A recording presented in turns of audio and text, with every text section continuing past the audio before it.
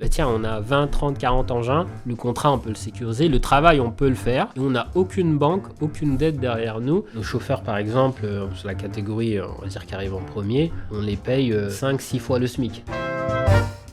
On a tous le même mindset. Et tu sais, ça a matché tout de suite. Parce que, en venant ici, j'ai accepté, comme tu dis, de déléguer énormément de choses. Et donc, forcément, des fois, tu vois, faire un petit passe-droit sur la qualité de certaines choses. Mais en fait, si on avance aussi vite aujourd'hui, c'est parce que tu es en train de déléguer. En fait, tu es dans l'étape. Mais moi, je n'ai jamais autant de business ou de network que quand je suis en vacances. Comme par hasard. Le téléphone, il sonne. Toum, toum, toum. Bonjour, vous êtes expert comptable sur Dubaï. Bonjour, vous êtes expert comptable. Mais pourquoi comme par hasard? Et le pire aussi, ceux qui veulent un rendez-vous avec toi, genre dans la semaine, mais comme par hasard, la semaine où t'es pas là, mais ils te la posent à chaque fois la semaine où t'es pas là. Et donc il dit, mais en fait, toi t'es toujours en vacances. Alors que tu perds 2 fois dans l'année. Travail quand, toi. J'ai annoncé que l'objectif pour nous, c'est de créer 100 000 emplois en Afrique, de manière générale. Quand tu le quantifies in fine, un mauvais recrutement, ça peut te coûter très très cher. Très très très très cher. Bon, l'épisode 10 de la pause café. Et aujourd'hui, on reçoit un invité exceptionnel. Et un invité qui n'est même pas un invité, c'est mon co-host, je dirais, aujourd'hui. Vous l'avez déjà vu, mais je ne le présenterai pas, mais il va se présenter et on va amener à mieux le connaître aujourd'hui. Et notre invité exceptionnel, c'est Mohamed Bayo. Enchanté. Comment vas-tu? Très bien. Très bien. Tu viens pas il habite déjà à Dubaï. Hein, donc, depuis 7 ans. Voilà, c'est un OG, c'est lui le vrai OG. Le vrai OG de Dubaï, il est là. Tu sais, à Dubaï, on se dit toujours, t'es là depuis combien de temps? Comme ça, on se met des classements, tu vois. Donc 7 ans, il m'a battu. Donc c'est lui le host aujourd'hui du Café Crème. Comment vas-tu? Alhamdoulilah. Tout roule? Très bien. Ça va, super. Alhamdoulilah, tout roule. On va bien insister sur ta compagnie et sur ce que tu fais. Avec plaisir. Et là, on a Samy aussi. Samy. Enchanté, Imran. va voir que tu te présentes un petit peu quand même. L'épisode 10, ça va vite. Hein. Ça va vite. Je crois que nous, on était au 2 ou un truc comme toi, ça. Toi, t'es venu au webinaire en live. Avec Samy, on a fait que des tests. Ouais. Et des tests magnifiques. Tu sais que le webinaire qu'on a fait, qui est toujours en replay sur YouTube, on a atteint, je crois, les 1000 vues. Ah bon? Pour un webinaire. Hein. Exceptionnel. Ouais. Ah bah c'est pas mal. Et donc après, j'espère qu'il y a eu du bise quand même derrière, mais je pense que oui, mais les gens ils doivent pas dire qu'il a fait crème. Ils doivent se dire ouais, je t'ai connu comme ça. Il y en a, ils m'ont appelé, ouais, Samy, je t'ai vu sur le webinaire de Café Crème, ils m'ont juste posé des questions. Ça fait plaisir. On les a refroidis un peu parce que c'est compliqué de me dire en Dubaï, tu vois. Tu peux pas arriver comme ça. Bah écoute, Imran, Samy, expert comptable, fondateur de Daftime, cabinet d'expertise comptable entre la France, les Émirats et l'Afrique du Nord. Ça avance vite. Très vite. Je sais pas, mais ça avance vite en tout cas. Merci Imran. On se connaît depuis maintenant, je pense, 2 petites années. Ouais. Je raconte l'anecdote. Bien sûr. Comment on s'est connus. Ah, les gens ne le savent pas, c'est vrai. C'est incroyable. Imran et moi, on s'est vus, enfin, pur hasard. J'avais besoin de lait pour ma fille. Et moi, j'étais en France. Exactement. Et du coup, ma belle-sœur a mis une annonce. On a besoin de quelqu'un pour Dubaï. Et il y a Imran qui a répondu. Et qui a dit écoute, moi je vais à Dubaï, ramène tout ce que tu veux, la valise est vide. Vache qui rit. Après, c'est parti. Hein. Elle m'allait pas nous dire ça. Du coup, ça, elle est arrivée avec, je sais pas, plus de 15 kilos au bureau. Dans les bureaux, etc. Et après, on s'est connus comme ça. Il m'a dit tu fais quoi? T'es expert comptable? Oh, incroyable, j'ai grave besoin. On s'est vu, pour savoir, on a mis 6 mois, Imran. Et une fois qu'on s'est vu, et du coup, on s'est plus trop lâché. Et entre-temps, moi, j'ai continué mon cabinet. Lui, l'idée, il a développé une application pour faire du transport des marchandises. Non, je rigole. Non, ça va vite, hein, Dubaï. Ça va très vite. D'ailleurs, les groupes dont tu parles, tu vois, c'est un truc en France qui n'est pas assez développé. Ici, c'est un groupe WhatsApp, en fait. Tu sais, les groupes Bon Plan, machin. Ouais. C'est une sorte de bon coin digitalisé sur WhatsApp. Mais ici, c'est tellement utilisé qu'en fait, dans ce groupe-là, tu peux avoir des influenceurs archi connus. Tu peux avoir... J'ai une autre anecdote, je la dirai à la fin. Il y avait le patron de L'Oréal France, L'Oréal MENA, que j'ai rencontré. Okay. Incroyable. Ouais, laboratoire Gilbert, des trucs de fou dans ce groupe-là. Donc, en France, c'est pas assez développé, mais ici, on va dire, c'est commun, c'est un truc. Moi, je pense que c'est automatique parce que tu vois, quand tu arrives ici, tu cherches les mêmes codes, la même langue, les mêmes. Donc là, c'est plus simple d'échanger avec quelqu'un qui va. C'est safe. Exactement. Tu fais un groupe Le Bon Coin à Paris, je pense que. C'est un peu plus complexe. Ça va être un bourbier. 3 iPhones après. Vendre 3 IPTV. Tu vois ce que je veux dire? Le iPhone 17 Pro Max est sorti, il n'est pas sorti. Venez, vous inquiétez pas. Mais je vois très bien. On s'est rencontrés comme ça, donc c'est le pur hasard. Et Mohamed, l'histoire, c'est comment on s'est rencontrés aussi. Mon associé Aliou, il se reconnaîtra, très frileux en investissement, me dit Imran, j'ai un plan d'investissement pour les consultants. Et je lui dis, tu sais, les consultants, c'est dur de les faire sortir 1 euro de leur poche, c'est compliqué. Alors, pour l'investissement, c'est encore plus compliqué. Il me dit, non, t'inquiète pas, je t'explique. Donc, il m'explique. Et je lui dis, mais comment on fait ? Et je vais sur quel site ? Je vais où ?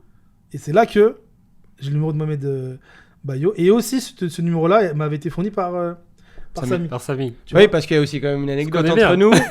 On a lancé en même temps, en fait, lui et moi. C'est-à-dire qu'on se voit dans un bureau de quelqu'un qui dev des sites. Il dit, ah bah tiens, en fait, moi, j'ai besoin d'un comptable. Bah, vas-y, viens, on parle. Et je comprends pas les autres, je comprends pas ce qu'ils me disent. Si tu peux m'aider. On a parlé, on a échangé. Et au final, on a même joué au foot ensemble. On a fait des choses. On a joué au foot ensemble, en tout cas. On a joué au foot ensemble. On a accroché. Et moi, je suis très content parce qu'on a connu aux prémices du projet Mohamed. Et au final, aujourd'hui, je pense qu'il va le dire lui-même. Du coup, je lève le mystère. Allez. Quel est ton projet ? Alors écoute, je vais me présenter un peu. Mohamed Bayo. Je suis fondateur et CEO de GT West Africa, une société de transport, mais qui est aussi couplée à une activité d'investissement, justement, des gens de la diaspora, voire de manière plus large aujourd'hui. Et c'est vrai que Samy, on s'est connus il y a bientôt 2-3 ans. Exactement, 2 ans et demi à peu près, ça passe très vite. Ouais. Et c'est justement, c'est mon comptable. Hein, donc, la diaspora française. Tout simplement, on est en famille, entre guillemets. Et Imran, du coup, c'est vrai qu'on s'est connus réellement il y a 2-3 mois, c'est juste été. Ouais, c'est ça, exactement. Ouais. Mais du coup, je connais aussi ton associé, Ibrahima Sissoko. Et du coup, c'est vrai qu'il y a des connexions qui je crois qu'on a, honnêtement, j'ai peut-être 10 consultants de chez nous qui sont chez toi. Ouais, exactement. Certains que tu connais, comme Mehdi, etc. Dédicace Mehdi. Exactement. Mais, ouais. Et du coup, j'étais West Africa, pour résumer, aujourd'hui, c'est plus de 450 investisseurs. Pourquoi ils nous suivent ? Parce qu'on a un modèle qui est éthique, qui match avec beaucoup de valeurs. Et également parce que l'un de nos objectifs, c'est vraiment d'impacter en Afrique. En Guinée-Conakry, aujourd'hui, c'est là où est notre terrain de jeu. On a, si tu veux, aujourd'hui, plus de 150 salariés qui travaillent dans le transport minier avec nous. On est, on va dire, transporteurs pour des miniers qui sont sur place en Guinée. Okay. Et la beauté de notre modèle, si je devais résumer, c'est que les mines, c'est très capital intensive, mais on s'est dit, on va pas faire un truc simple, on va aller chercher des financements avec des particuliers, des diasporas, sur le modèle qu'on veut, qui est hors banque, totalement hors banque, et qui fait que c'est beaucoup plus compliqué, parce que les mines, c'est beaucoup de cash qu'il faut aller chercher. On s'est dit, attends, on va aller chercher des particuliers, on va leur présenter le modèle, on va leur montrer comment ça marche, on veut créer de l'emploi derrière. Il y a une économie qui se développe. Et c'est un peu ce qu'on fait aujourd'hui. Alors, c'est vrai qu'on s'est connus il y a 2 ans, mais nous, l'activité, ça fait bientôt 5 ans aujourd'hui qu'on fait ça. On a créé la première branche qui a été créée, c'est l'exploitation en Guinée, qui est active depuis bientôt plus de 5 ans. Et ça a fait son bout de chemin avec ce modèle-là qui a été éprouvé et qui fait qu'aujourd'hui, on essaie de beaucoup plus standardiser et de dupliquer le modèle un peu dans la sous-région aussi, quoi. Ok. Moi, le projet, je l'ai connu au travers de Aliou principalement, qui est mon associé, qui a investi dans le projet. Et quand on parle d'investissement aujourd'hui, on a différentes manières de penser investissement.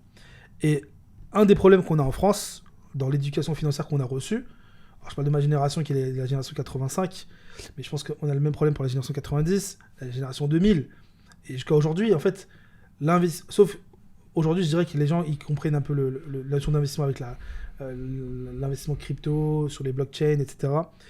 Mais l'investissement dont tu parles, on est sur un investissement qui est beaucoup plus concret. Exactement. Ok, parce qu'on parle de...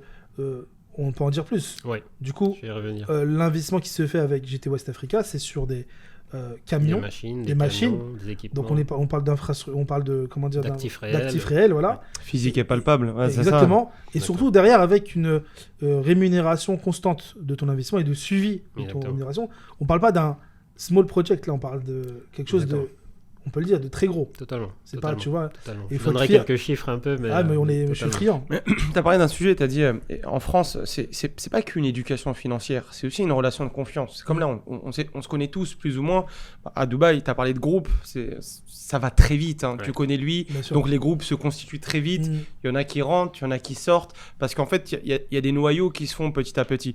Et l'investissement, notamment en France, c'est un peu la même chose. Et on le retrouve chez tes investisseurs. C'est des noyaux d'investisseurs. Exactement. Ils arrivent tous ensemble. Ah oui, ça a Ouais. marché. Ouais, ça marche. Totalement. Et c'est ce qui fait la force.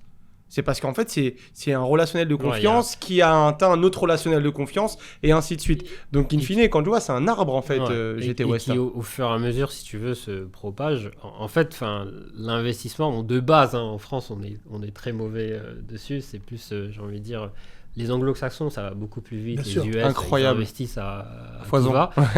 En France, on est un peu plus, allez, on garde un peu chez nous, allez, on Oui, bien épargne. sûr, sous limite. matelas. Tu vois, donc déjà, il y a cette base-là. Et dans notre communauté, on va dire peut-être encore un peu plus, parce que qui dit investissement dit aussi dans quoi j'ai investi, avec qui, comment, est-ce que c'est safe, est-ce que c'est légal islamiquement parlant. Il y a tous ces facteurs, je pense, qui rentrent en jeu. Et aujourd'hui, l'un des marqueurs, nous on le voit après 5 ans, la confiance. C'est vraiment, il y en a un qui rentre, il investit, il regarde, il essaye. Est-ce que c'est safe? Du coup, après, les autres, ils arrivent. C'est la blockchain. C'est un peu la blockchain. C'est un peu comme ça que ça marche, parce que, tu sais, on est sur un... Nous, qui plus est, c'est l'Afrique, entre guillemets. C'est dur, en vérité. Alors moi, ça fait 5 ans que je suis dedans. C'est extrêmement dur de se dire, déjà qu'en France, on se dit, mais est-ce qu'il faut investir? Est-ce que c'est compliqué, l'immobilier, etc. Alors en Afrique, pas trop de données. Pas trop de statistiques. On parle de camions, on parle de camions, mais de mines en plus. Mines, moi, quand on parle mines, on a fait un tournage en Guinée justement par rapport à ça. Parce que souvent, moi, j'ai toujours dans ma tête Blood Diamond. Tu vois, le film Blood Diamond. Fameux. Tu vois, là, est-ce que c'est des enfants qui travaillent Sierra Leone, voilà, faut déconstruire sûr, même bien ça, sûr, tu bien vois, sûr. faut expliquer. Parce que les mines, ça reste quand même quelque chose de très opaque. Et nous, on arrive avec un modèle où on est très transparent. On a des trackers sur les engins, les gens ils voient ce qui se passe, on peut les ramener dans la mine carrément pour qu'ils voient un peu ce qui se passe. C'est très industriel en vérité. Une mine, c'est faire des voyages d'un point A à un point B, Bien sûr. et que des équipements, il n'y a pas d'enfants, je rassure, il n'y a pas d'enfants pour le coup. C'est plus sur des mines artisanales où c'est un peu plus en mode moins encadré. Mais nous aujourd'hui, avec les obligations qu'on a, c'est vraiment avec des acteurs majeurs du monde minier, pour lesquels on transporte le minerai d'un point A à un point B sur des contrats qui sont... On parle de quel type de minerai du coup? Alors la Guinée, on est... Et justement, la genèse un peu du projet, j'ai envie de dire, c'est... moi, j'ai grandi en France, mais j'ai fait quelques années en Guinée quand j'étais plus jeune, et je me souviens, il y avait toujours des wagons de train, ça c'était il y a quoi, 20 ans, quelque chose comme ça. Il y avait des wagons de train qui partaient. Je me dis, qu'est-ce qui se passe là-dedans? Et c'est la matière qui était transportée, c'est la bauxite. C'est-à-dire que les miniers, ils ont de tout temps transporté la bauxite. Mais le Guinéen lambda, c'est juste un wagon qui part en fait. On ne sait pas vraiment la valeur. C'est pas ce qu'il y a à l'intérieur. C'est pas ce qu'il y a dedans. C'est pas vraiment l'Africain qui exploite, c'est plus l'étranger parce qu'il a le savoir-faire, il a la maîtrise, il a le capital. Et nous, on est plus spectateurs. Et on dit souvent en Afrique, on a un sous-sol riche. Ouais, ok, mais un sous-sol riche, si tu ne l'exploites pas, et si tu ne sais pas faire des projets sur le long terme, bon, ça reste un sous-sol en vérité.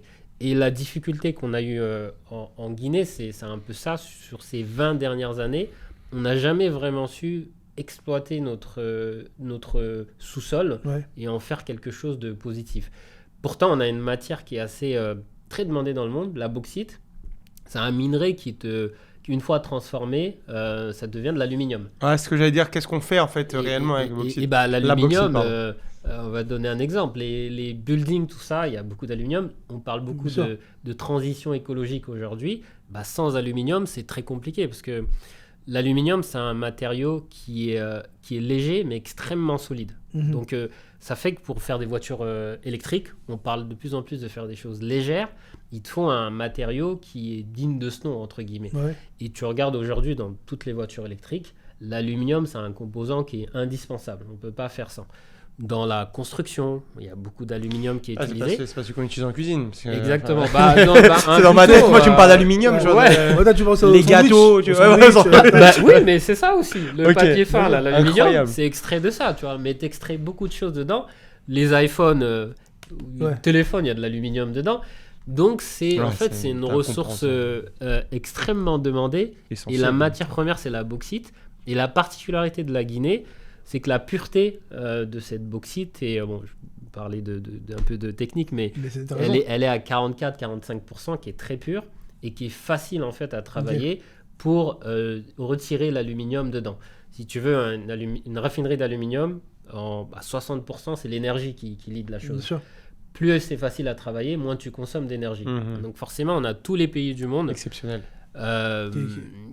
Les Chinois, les Émirats Arabes Unis, qui ont une filiale aussi là-bas, qui exploitent ce minerai. Et ce qui est paradoxal, c'est que les Émirats, ils ont une filiale, ils prennent la bauxite, ça vient aux Émirats, c'est transformé dans la raffinerie EGA, qui est l'une des plus grosses raffineries au monde. Et ensuite, ils vendent ça au Maroc, en Guinée. Ils revendent au Guinée carrément. Oui, parce qu'on ne transforme pas, malheureusement. C'est un peu le fléau aussi. Pourquoi on ne transforme pas? C'est parce que ça coûte trop cher d'avoir des usines. Je pense qu'il y a question de savoir-faire, question de capital. Et de temps. Une raffinerie d'aluminium, on parle d'1 à 2 milliards d'invest. De dollars.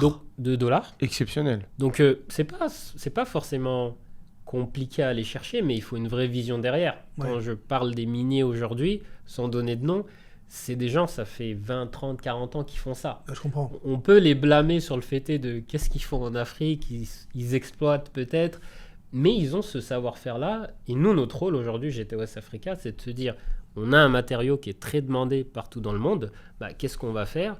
On va être transporteur dans un premier temps. On a cette manne financière de la diaspora, c'est un peu comme ça que j'appelle, parce que la diaspora, ce qu'il faut savoir, c'est qu'il y a plus de 90, les derniers chiffres, c'est 90 milliards de transferts de fonds entre les pays de la diaspora, les pays occidentaux et autres, vers l'Afrique. Et aujourd'hui, nous, quand on discute avec des institutionnels ou autres en Afrique, on est encore en train de parler de l'aide au développement. Mais on n'a pas besoin, en réalité. T'as ce qu'on te montre et ce qui se passe. Et ce qui se passe réellement, on n'a pas besoin. Nous, aujourd'hui, GT West Africa, pour donner quelques chiffres, en 5 ans, c'est plus de 7 millions d'euros d'investissement, c'est 450 investisseurs et c'est 70 engins financés avec ces gens de la diaspora. Circulation. Et quand je dis gens de la diaspora, ça va peut-être être un peu surprenant, mais on a de tout. À la base, notre message était beaucoup adressé aux Guinéens de la diaspora. Je m'en souviens très bien. Si je te donne mon top 3, je pense que j'ai peut-être l'Algérie, j'ai le Maroc, on a d'autres pays, on a même des gens basés en Amérique qui investissent. C'est incroyable. Des Français qui investissent. C'est vraiment ouvert à tout. Pourquoi ? Parce que c'est un modèle, si tu veux. On s'est inspiré de beaucoup de choses en même temps. Alors, d'une part, on ne voulait pas passer par les banques, de par nos convictions religieuses. Se dire, on va aller sur un secteur qui est très capital intensive, mais il va nous falloir les fonds pour financer ces engins. Très complexe en vérité. Mais je pense que quand tu fais les causes, on y arrive toujours. Et on discutait tout à l'heure, je disais, tu sais, en France, on grandit un peu avec le mindset de... tu grandis, tu as ton bac ou je ne sais quoi, tu as ton emploi, tu as ton CDI. Master, CSP, exactement. emprunt, ensuite maison tu prends ton emprunt, tu as ta maison. Mais quand tu grandis avec cette psychologie-là, même si on est musulman et on sait qu'il y a des règles à respecter, pas d'intérêt usuraire, beaucoup de choses sur lesquelles on doit faire gaffe. Et moi, je me posais toujours la question, mais en tant que musulman, mais du coup, comment on fait pour développer des business ? On est quand même dans un monde où c'est les crédits qui font les dépôts. Bien sûr. On peut en débattre autant qu'on veut, c'est une réalité. Le monde, il est fait comme ça. Et nous, comment, en tant que musulmans, avec cette éthique-là, on peut réussir à développer des projets d'envergure sans aller vers les banques ? Parce que c'est vraiment ça le sujet. Bon, avec GT West Africa, je veux dire, au bout de 5 ans, on le fait partiellement aujourd'hui, voire même beaucoup. Parce que quand tu lèves 7 millions, on les injecte, on crée de l'emploi en Afrique, c'est plus de 150 emplois créés en 5 ans. Je pense qu'on va finir l'année à quasiment 200. 70 engins. On est sur des contrats avec des miniers comme n'importe qui d'autre. Nos concurrents, très certainement, qui se financent avec les banques. On arrive à remporter des marchés de construction, de transport, parce qu'aujourd'hui, on est très diversifié, même en interne. Et tout ça, c'est vraiment grâce à cette force de la diaspora. C'est vraiment important de le dire. C'est de se dire que quand c'est balisé, quand il y a une structure, c'est standardisé, les gens vont te suivre et quand ils voient du résultat. Et nous, ce qu'on s'est dit, c'est de se dire, on va pas faire comme en start-up de l'equity où les gens ils investissent, ils attendent 4-5 ans, ils disent bon, Inch'Allah, on essaie de récupérer un peu. sûr. Nous, on est parti sur un modèle où, parce que les mines, ce qu'il faut comprendre, c'est qu'on génère du cash de manière récurrente en fait.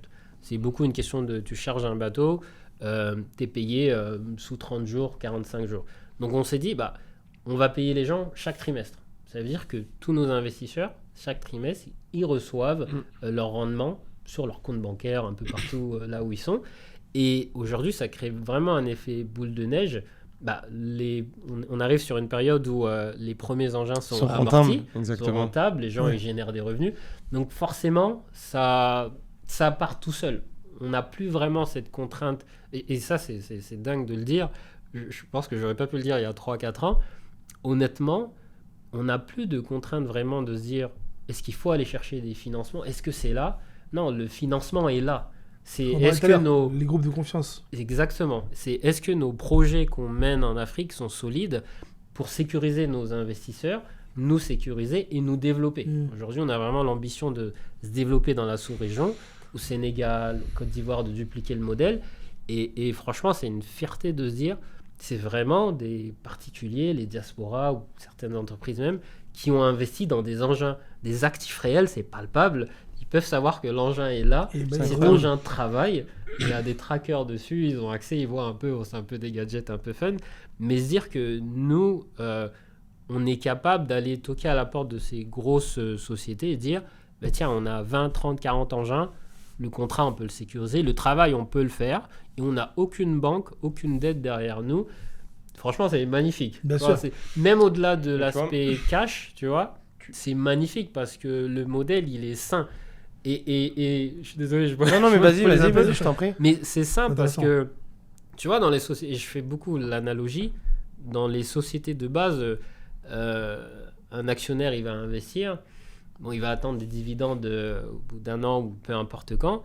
Moi, la façon dont je le vois, le fait est de ne pas passer par les banques, c'est vrai que nos rendements sont peut-être plus intéressants que si on allait voir des banques.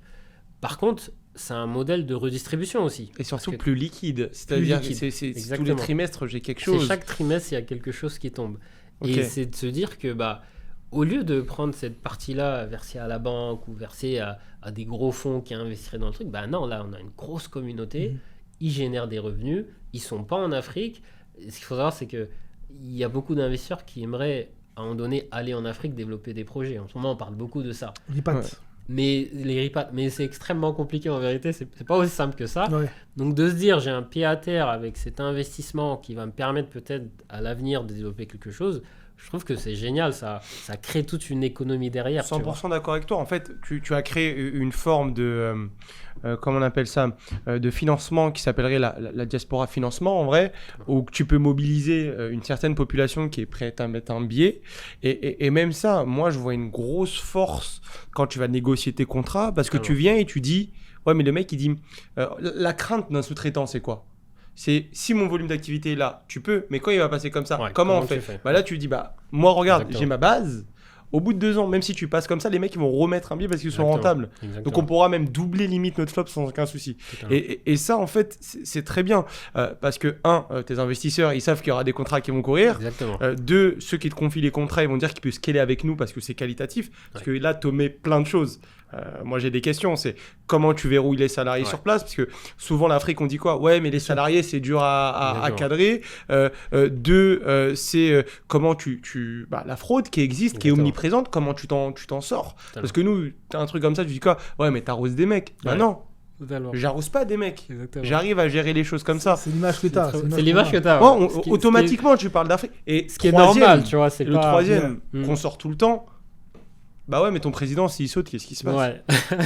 Tu sais, ça, c'est beaucoup tourné médiatiquement, les films, les documentaires. Et ça crée un climat, tu vois. Imran, quand un mec il me dit ça, je lui dis, mais tu vis où ? Il me dit, je vais en France. Mais t'as eu 5 premiers ministres en 5 ans.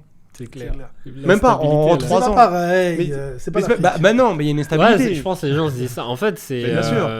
Nous, avec 5 ans de recul, on va dire, on a plus ou moins bien stabilisé la chose.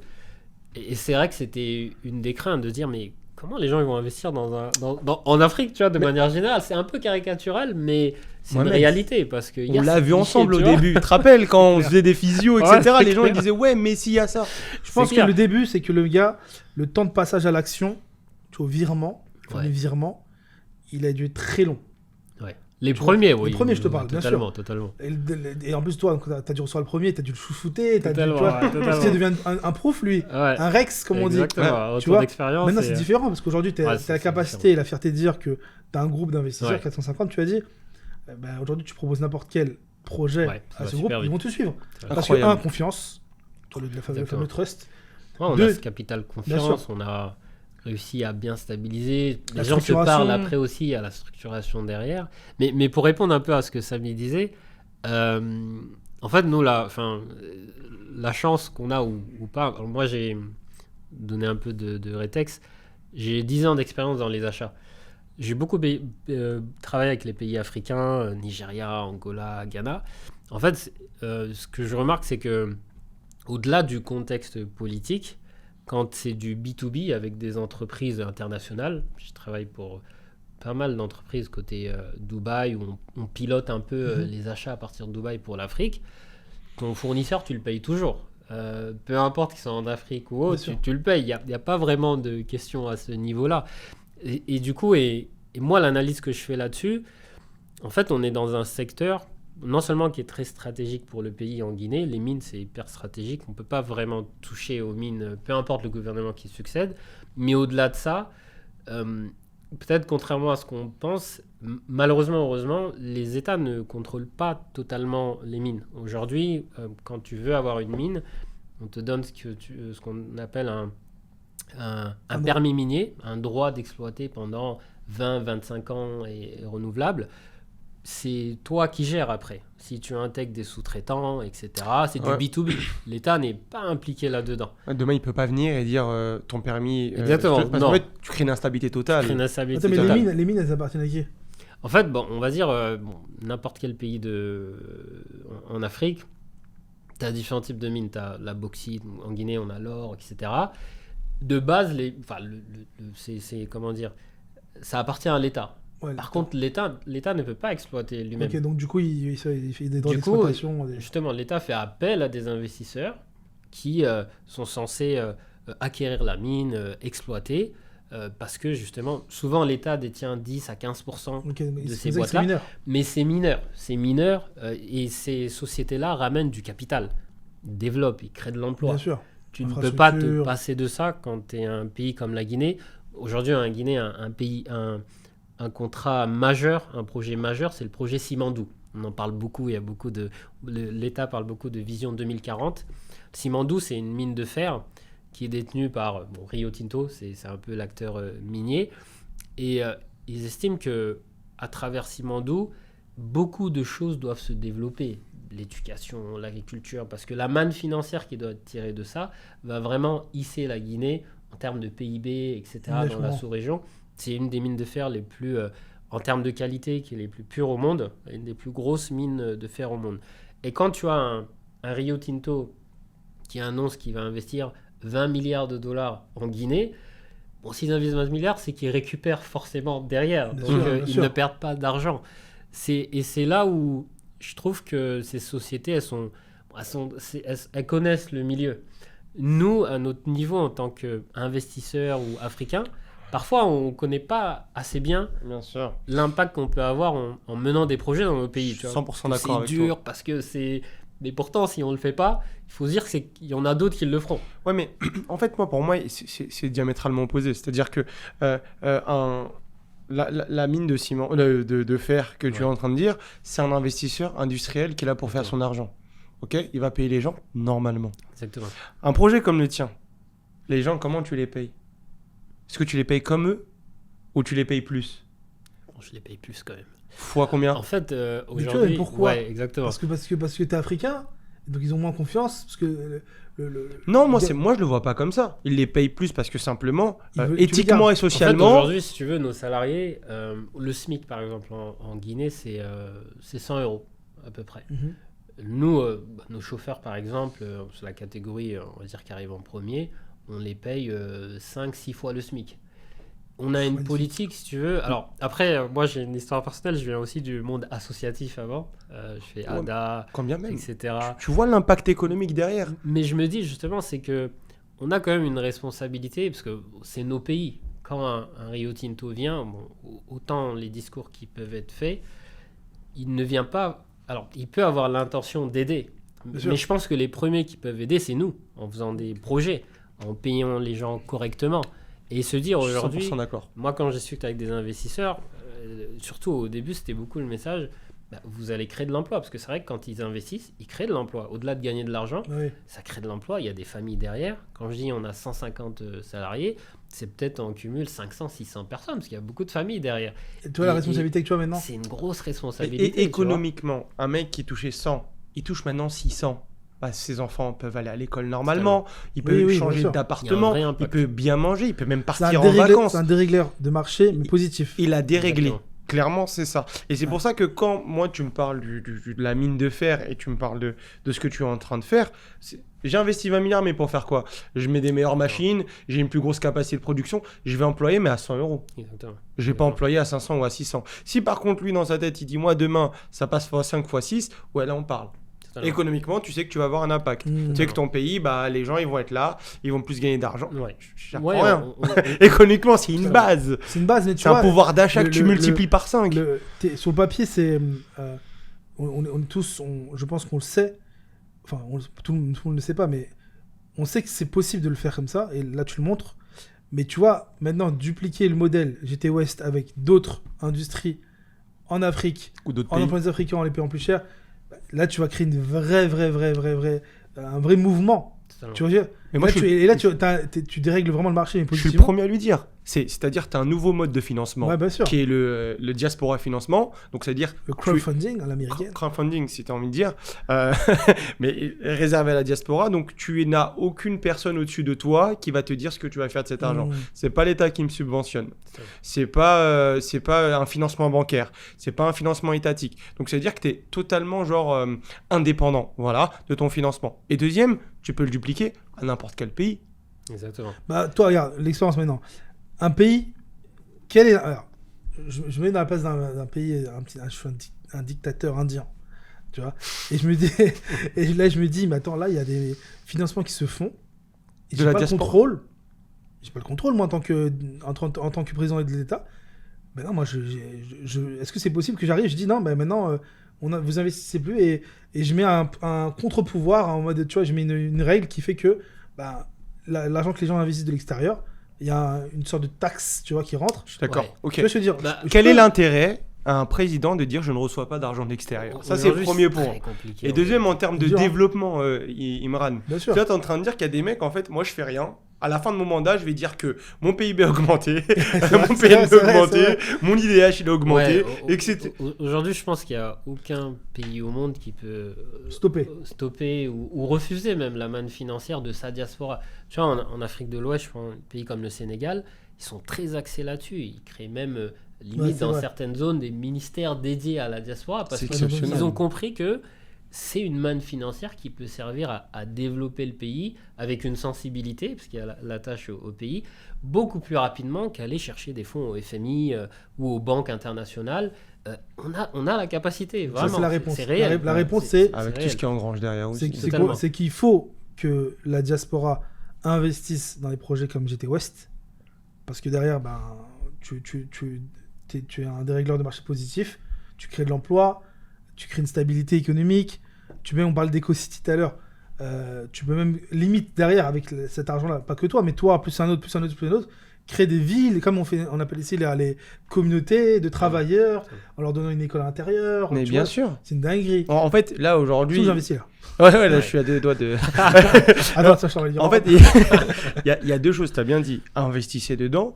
Et tous ceux qui ont la capacité de le faire dans leur pays, parce que là on parle d'Afrique, mais pas que, en Asie aussi, hein, Bien sûr. tu as des zones, des îles, c'est assez compliqué. Faites-le aussi si vous avez cette capacité, tout en ayant une bonne intention, en le faisant aussi, parce que ça n'a pas été simple. Très dur. Ça n'a pas été Extrêmement simple. dur. C'est ça qui C'est m'intéresse. extrêmement dur. Ah non, mais on a eu des calls, c'était pas simple du tout. Non, c'est extrêmement dur parce que ce qu'il faut comprendre, c'est que ça reste quand même assez innovant, si tu veux.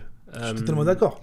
Innovant dans le sens où tu vas chercher des particuliers pour financer des actifs, pour faire travailler des ingés dans un autre pays, donc il y a plusieurs juridictions. Et Samy, c'est vrai qu'on en a beaucoup parlé. Notre modèle il est génial, mais il est très technique aussi.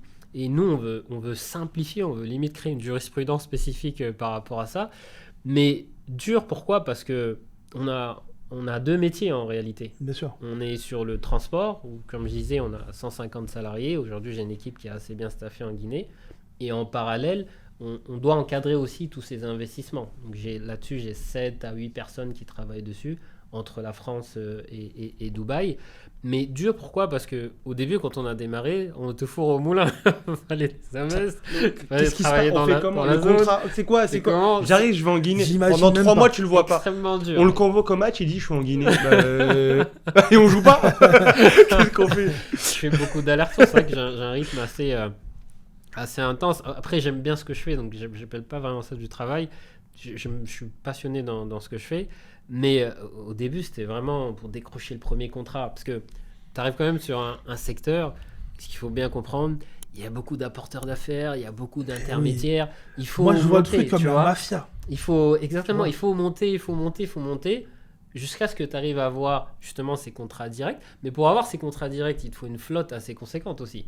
Tu ne peux pas prétendre avoir un contrat direct si tu as 2 engins. Et une scalabilité. Et aujourd'hui, en 5 ans, après ça allait super vite. Hein. Quand je me rappelle, il y a encore 3 ans, de faire une chronologie, il y a 3 ans, on avait 4 ou 5 engins. L'année dernière, on en a fait financer peut-être une vingtaine. Et cette année, c'est vraiment... on en fait financer quasiment... L'année de l'étoile. Ouais, on en fait financer quasiment... C'est le galère de combat. Exactement. On fait vraiment financer 40, 50 engins et limite, parfois on limite les investissements parce que, très important, on n'est pas forcément sur une course où on veut des investissements à tout prix. Il y a un ordre à respecter. C'est quel est notre besoin en Guinée dans les contrats. Est-ce que les acteurs... Aujourd'hui, on a 5 ou 6 clients majeurs en Guinée. Qu'est-ce qu'ils nous demandent de ramener ? Est-ce que c'est 10 ? Est-ce que c'est 20 ? Ça, c'est à souligner. Et ça, à partir de là, qu'on se projette... Ça, c'est la phrase la plus importante. Bah oui, pour moi, c'est la phrase la plus importante. Parce que ça veut dire, il prend pas tout. Demain, un mec, il vient, il dit, bah, je te lâche 75 balles. Bah non, j'en veux pas. Exactement. Hyper-croissance, c'est pas intéressant parce que tu peux te... C'est même pas une hyper-croissance parce qu'il va prendre de l'argent à quelqu'un, mais ça se trouve, il n'y a pas de projet derrière. Totalement. En fait, il y a le point important. C'est ça que les gens n'ont pas compris. On n'hésite pas à fermer les vannes, entre guillemets. On a une liste d'attente qui est assez intéressante. Mais c'est de se dire, on drive le truc. Comme je disais tout à l'heure, on a beaucoup standardisé. Qu'aujourd'hui, j'ai une équipe qui manage, parce que c'est 450 investisseurs à manager quand même. C'est du boulot, il faut standardiser, il faut des process. Je suis d'accord. Mais bon, on aime bien parce que on n'est pas en mode... on a une plateforme en ligne, mais la plateforme, je me rappelle à l'époque, il y avait tous les engins qui étaient affichés. Et du coup, les gens, ils voyaient quels étaient les rendements. J'ai investi sur lequel. Mais à un moment donné, on s'est dit, mais non, c'est pas forcément l'invest qui drive parce que sur le terrain, la réalité, c'est qu'on a des contrats où on nous demande des engins spécifiques. Mais et c'est vraiment ces engins spécifiques qu'on finance aujourd'hui. Très bien. Et ça, je pense que c'est ce qui nous permet aussi de garder les pieds sur terre, on va dire, dans le sens où on n'est pas sur une course à l'investissement. Oui. C'est très bien, c'est ça qu'il faut. Je te disais tout à l'heure, aujourd'hui, on lance un investissement en ligne, en mailing, on peut financer en 48 heures un engin à 100, 200 000 euros. C'est une folie. C'est le roi du monde, là. Oui, ça y est. Non, mais ça veut dire que parce que tu as parlé tout à l'heure de 1 à 2 milliards pour une usine de bauxite. Exactement. En fait, c'est une question de quoi dans 3 ans. Et si tu veux, le milliard, il pourra... C'est l'un des plans, tu vois. En fait, la manière dont on l'a réfléchi, et ça, franchement, c'est un modèle innovant qui est magnifique dans le sens où on est très indépendant dans tous les sens du terme, même en termes d'actionnariat. On est 2, en 3, parce qu'on a Mohamed Lamid Diaby, qui est notre responsable du pôle Invest, qui nous a rejoint et qui fait un boulot énorme. On est très indépendant sur toutes sortes de choses. On a notre plan, qui est toujours le même depuis qu'on a démarré. Transport, on veut devenir un acteur majeur du transport dans la sous-région. On ouvre le Sénégal d'ailleurs, on duplique le modèle au Sénégal l'année prochaine. Acteur majeur du transport. C'est une exclu ou pas? Non, parce que... Il exclut. Je l'exclus. Alors, le on- Ghana. on va dire que c'est une exclue parce que je travaille encore sur le. Ça fait 6 mois qu'on travaille dessus, mais comme ça se rapproche, bon, on commence un peu à annoncer à certains partenaires. Mais pourquoi ce move? Parce que pour moi, le transport, on a un peu standardisé en Guinée. Transport minier, on est dans le transport d'hydrocarbures aussi. On a c'est lié, ça, c'est lié. L'hydrocarbure, en majorité, il va beaucoup dans les mines pour ravitailler les mines. On est dans le transport d'engins lourds à travers des porte-chars, des camions plateaux. Donc on est assez diversifié dans le transport et la logistique, toujours sur le même modèle qui est financé, les gens se financer toujours sur le même modèle. Donc on a dit on va aller au Sénégal, on aimerait faire la Côte d'Ivoire à un moment donné, beaucoup de pays dans la sous-région parce que le plus difficile c'était de développer la Guinée. Aujourd'hui il y a une vraie scalabilité, la logistique c'est un domaine assez vaste en vérité, il y a des besoins, je n'ai pas envie de dire illimités, mais il y a vraiment énormément de besoins. Et ce qui intéresse les acteurs miniers ou dans la logistique, c'est de travailler avec des acteurs sérieux. Nous, aujourd'hui, on arrive à amener cette expertise.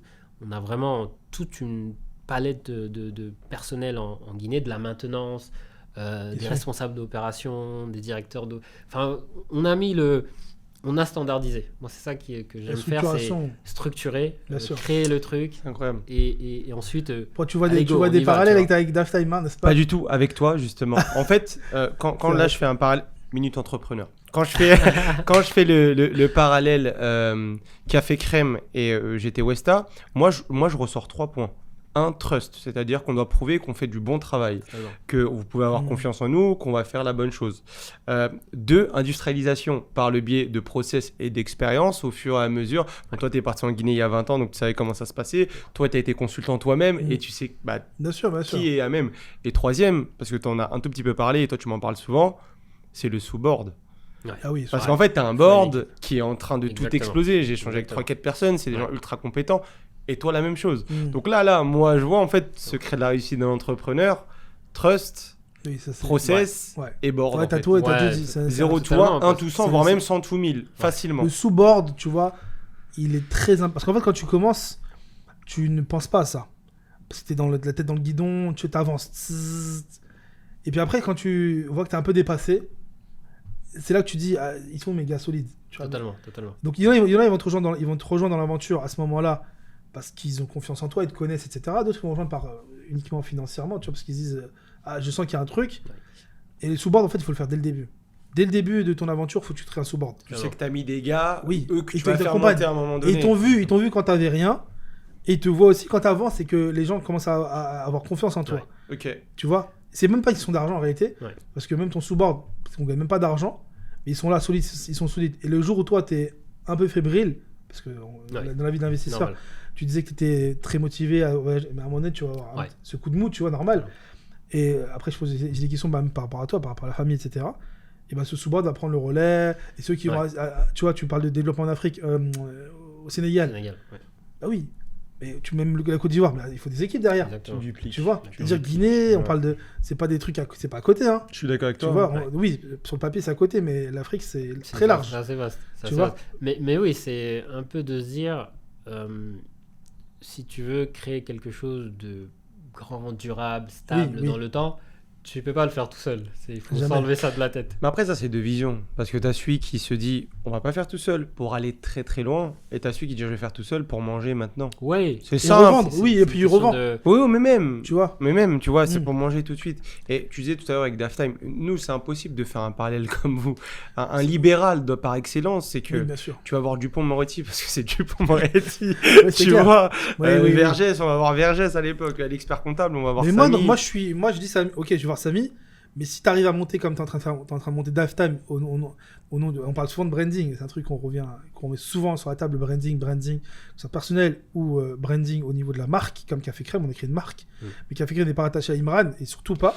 Bah ça, je suis 100%. Je préfère qu'on parle demain de Daftime, l'IP, donc la propriété intellectuelle, que de Samy en lui-même, parce que ça va permettre de nous de se multiplier, qu'on ait confiance. Et t'as des branches. Bah, du coup, Mohamed, je pense qu'il parle plus avec un de mes collabs qu'avec moi. Tu vois, et même Mohamed, je pense qu'il est rattaché à GT West, mais GT West c'est plus fort que Mohamed. Ah, totalement. Et c'est un là, très je pense bon qu'on point, est d'accord. justement, pour un message à nos investisseurs. Écoutez bien. Non, le message, c'est de se dire, moi personnellement, souvent je le dis à mes équipes, moi mon objectif c'est de mettre en place un système qui qui à un moment donné est capable de s'alimenter tout seul, de grossir tout seul. Oui. Si GTOS Africa doit être attaché qu'à mon image, inquiétez-vous, tu vois. C'est pas ce qu'on veut faire. Nous, on a un plan sur 10 ans, 15 ans, 20 ans. Mais dans ce 10 ans, 15 ans, 20 ans, Mohamed ne sera peut-être pas le DG de toutes les entités ou le CEO. Bien sûr, demain. Ça serait un échec. La marque doit toujours être plus forte que... Exactement. Après, tu sais, bon là, on est 3 entrepreneurs qui ont créé une marque. Ok. Donc, à un moment donné, t'es quand même amoureux de ta marque. Il faut dire ce qui est. Ah, c'est compliqué. On aime cette marque, on aime, et on veut que ça soit toujours nickel, tu vois, quali, etc. Nous, c'est la qualité avant tout. Hein. Mais à un moment donné, si tu réfléchis, tu te dis, mais cette marque, elle doit perdurer sans moi. Et c'est ça la réussite. Exactement. Tu vois. Tu dis un truc ultra important. Parce qu'en fait, déléguer, c'est tu sais qu'il va y avoir un minimum de parts de qualité. Parce que l'homme clé qui est toi, ça sera pas la même chose avec l'autre. Jamais. Mais ça, je vais faire un parallèle au foot. C'est comme au foot, des fois, il faut accepter de se faire dribbler. Tu vois, nous, on doit le casser. Tu vois, non, des fois, laisse, c'est comme ça, t'inquiète pas, derrière, quelqu'un va récupérer.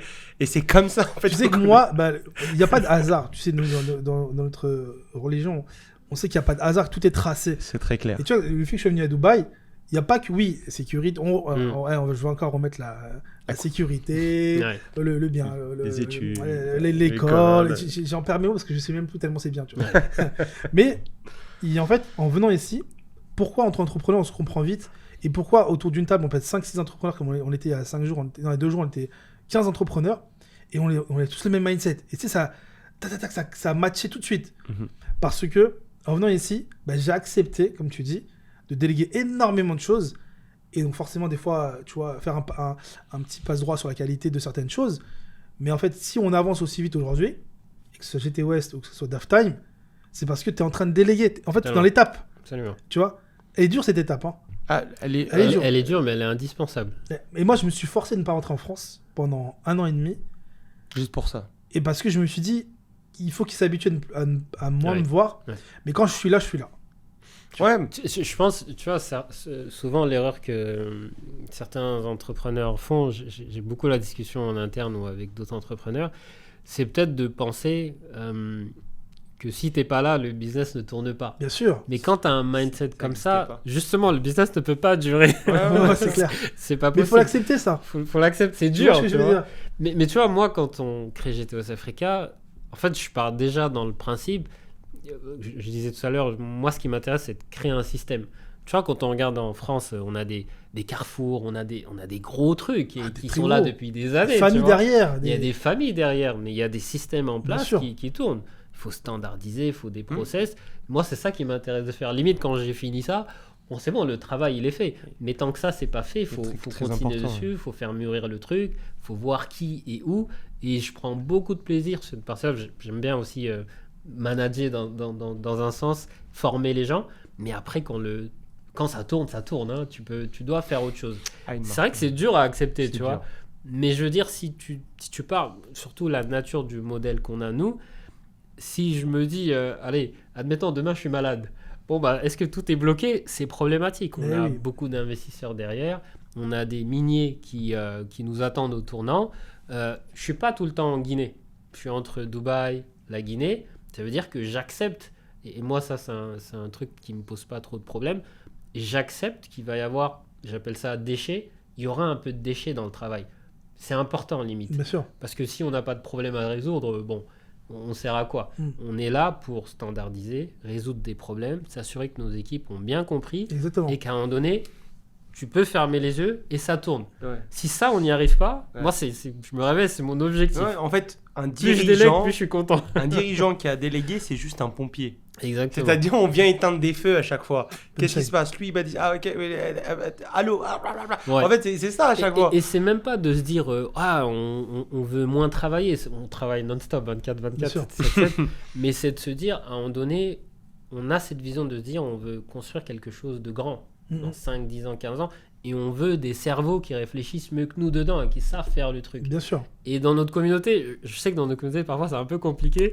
On a du mal à lâcher certaines choses. On a parlé d'un mot très important, on a parlé de confiance. Ouais. La confiance, elle n'est pas liée à GT, je suis désolé, mais elle est Mohamed Bayo. Donc moi, dès que j'ai besoin d'un truc, je te jure que j'ai reçu un message qu'un mec m'a envoyé, il m'a dit... Salut Samy, est-ce que tu peux appeler Aramex ? Pour toi. J'ai pas compris. Aramex, c'est le. Livreur, C'est livreur, DHL, tu peux ouais. appeler DHL. Et là, j'ai dit, mais j'ai plus. En fait, il a tellement confiance en nous Ouais. que tout ce qui se passe, et dès qu'il reçoit un message, dès qu'il reçoit un truc, il nous appelle. On a un cabinet d'expertise comptable. Tu vois ce que je veux dire ou pas? Tout Là, service, deux tout en doigts, un. mais allô, Ouais. tu connais un mec pour mon chien? Mais non, c'est. Ouais, parce que ça, il a trust. Le Là, trust, il y a le il est trust, il est ouais, validé. exactement. Comme on a vulgarisé la compta, Bah ici oui. on a vulgarisé Dubaï. C'est-à-dire en fait, on connaît tout sur tout.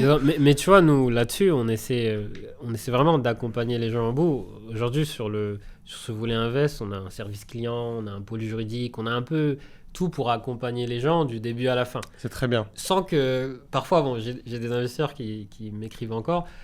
Je dis, j'ai un service qui est vraiment dédié, qui va vraiment prendre soin de vous. Parce qu'il y a quand même ce lien qui est là. Bien sûr. Mais il faut qu'ils voient aussi qu'en face, il y a entre guillemets, de l'expérience, du répondant et que les gens sont solides, tu vois. C'est dur ça. Hein. Sinon, c'est...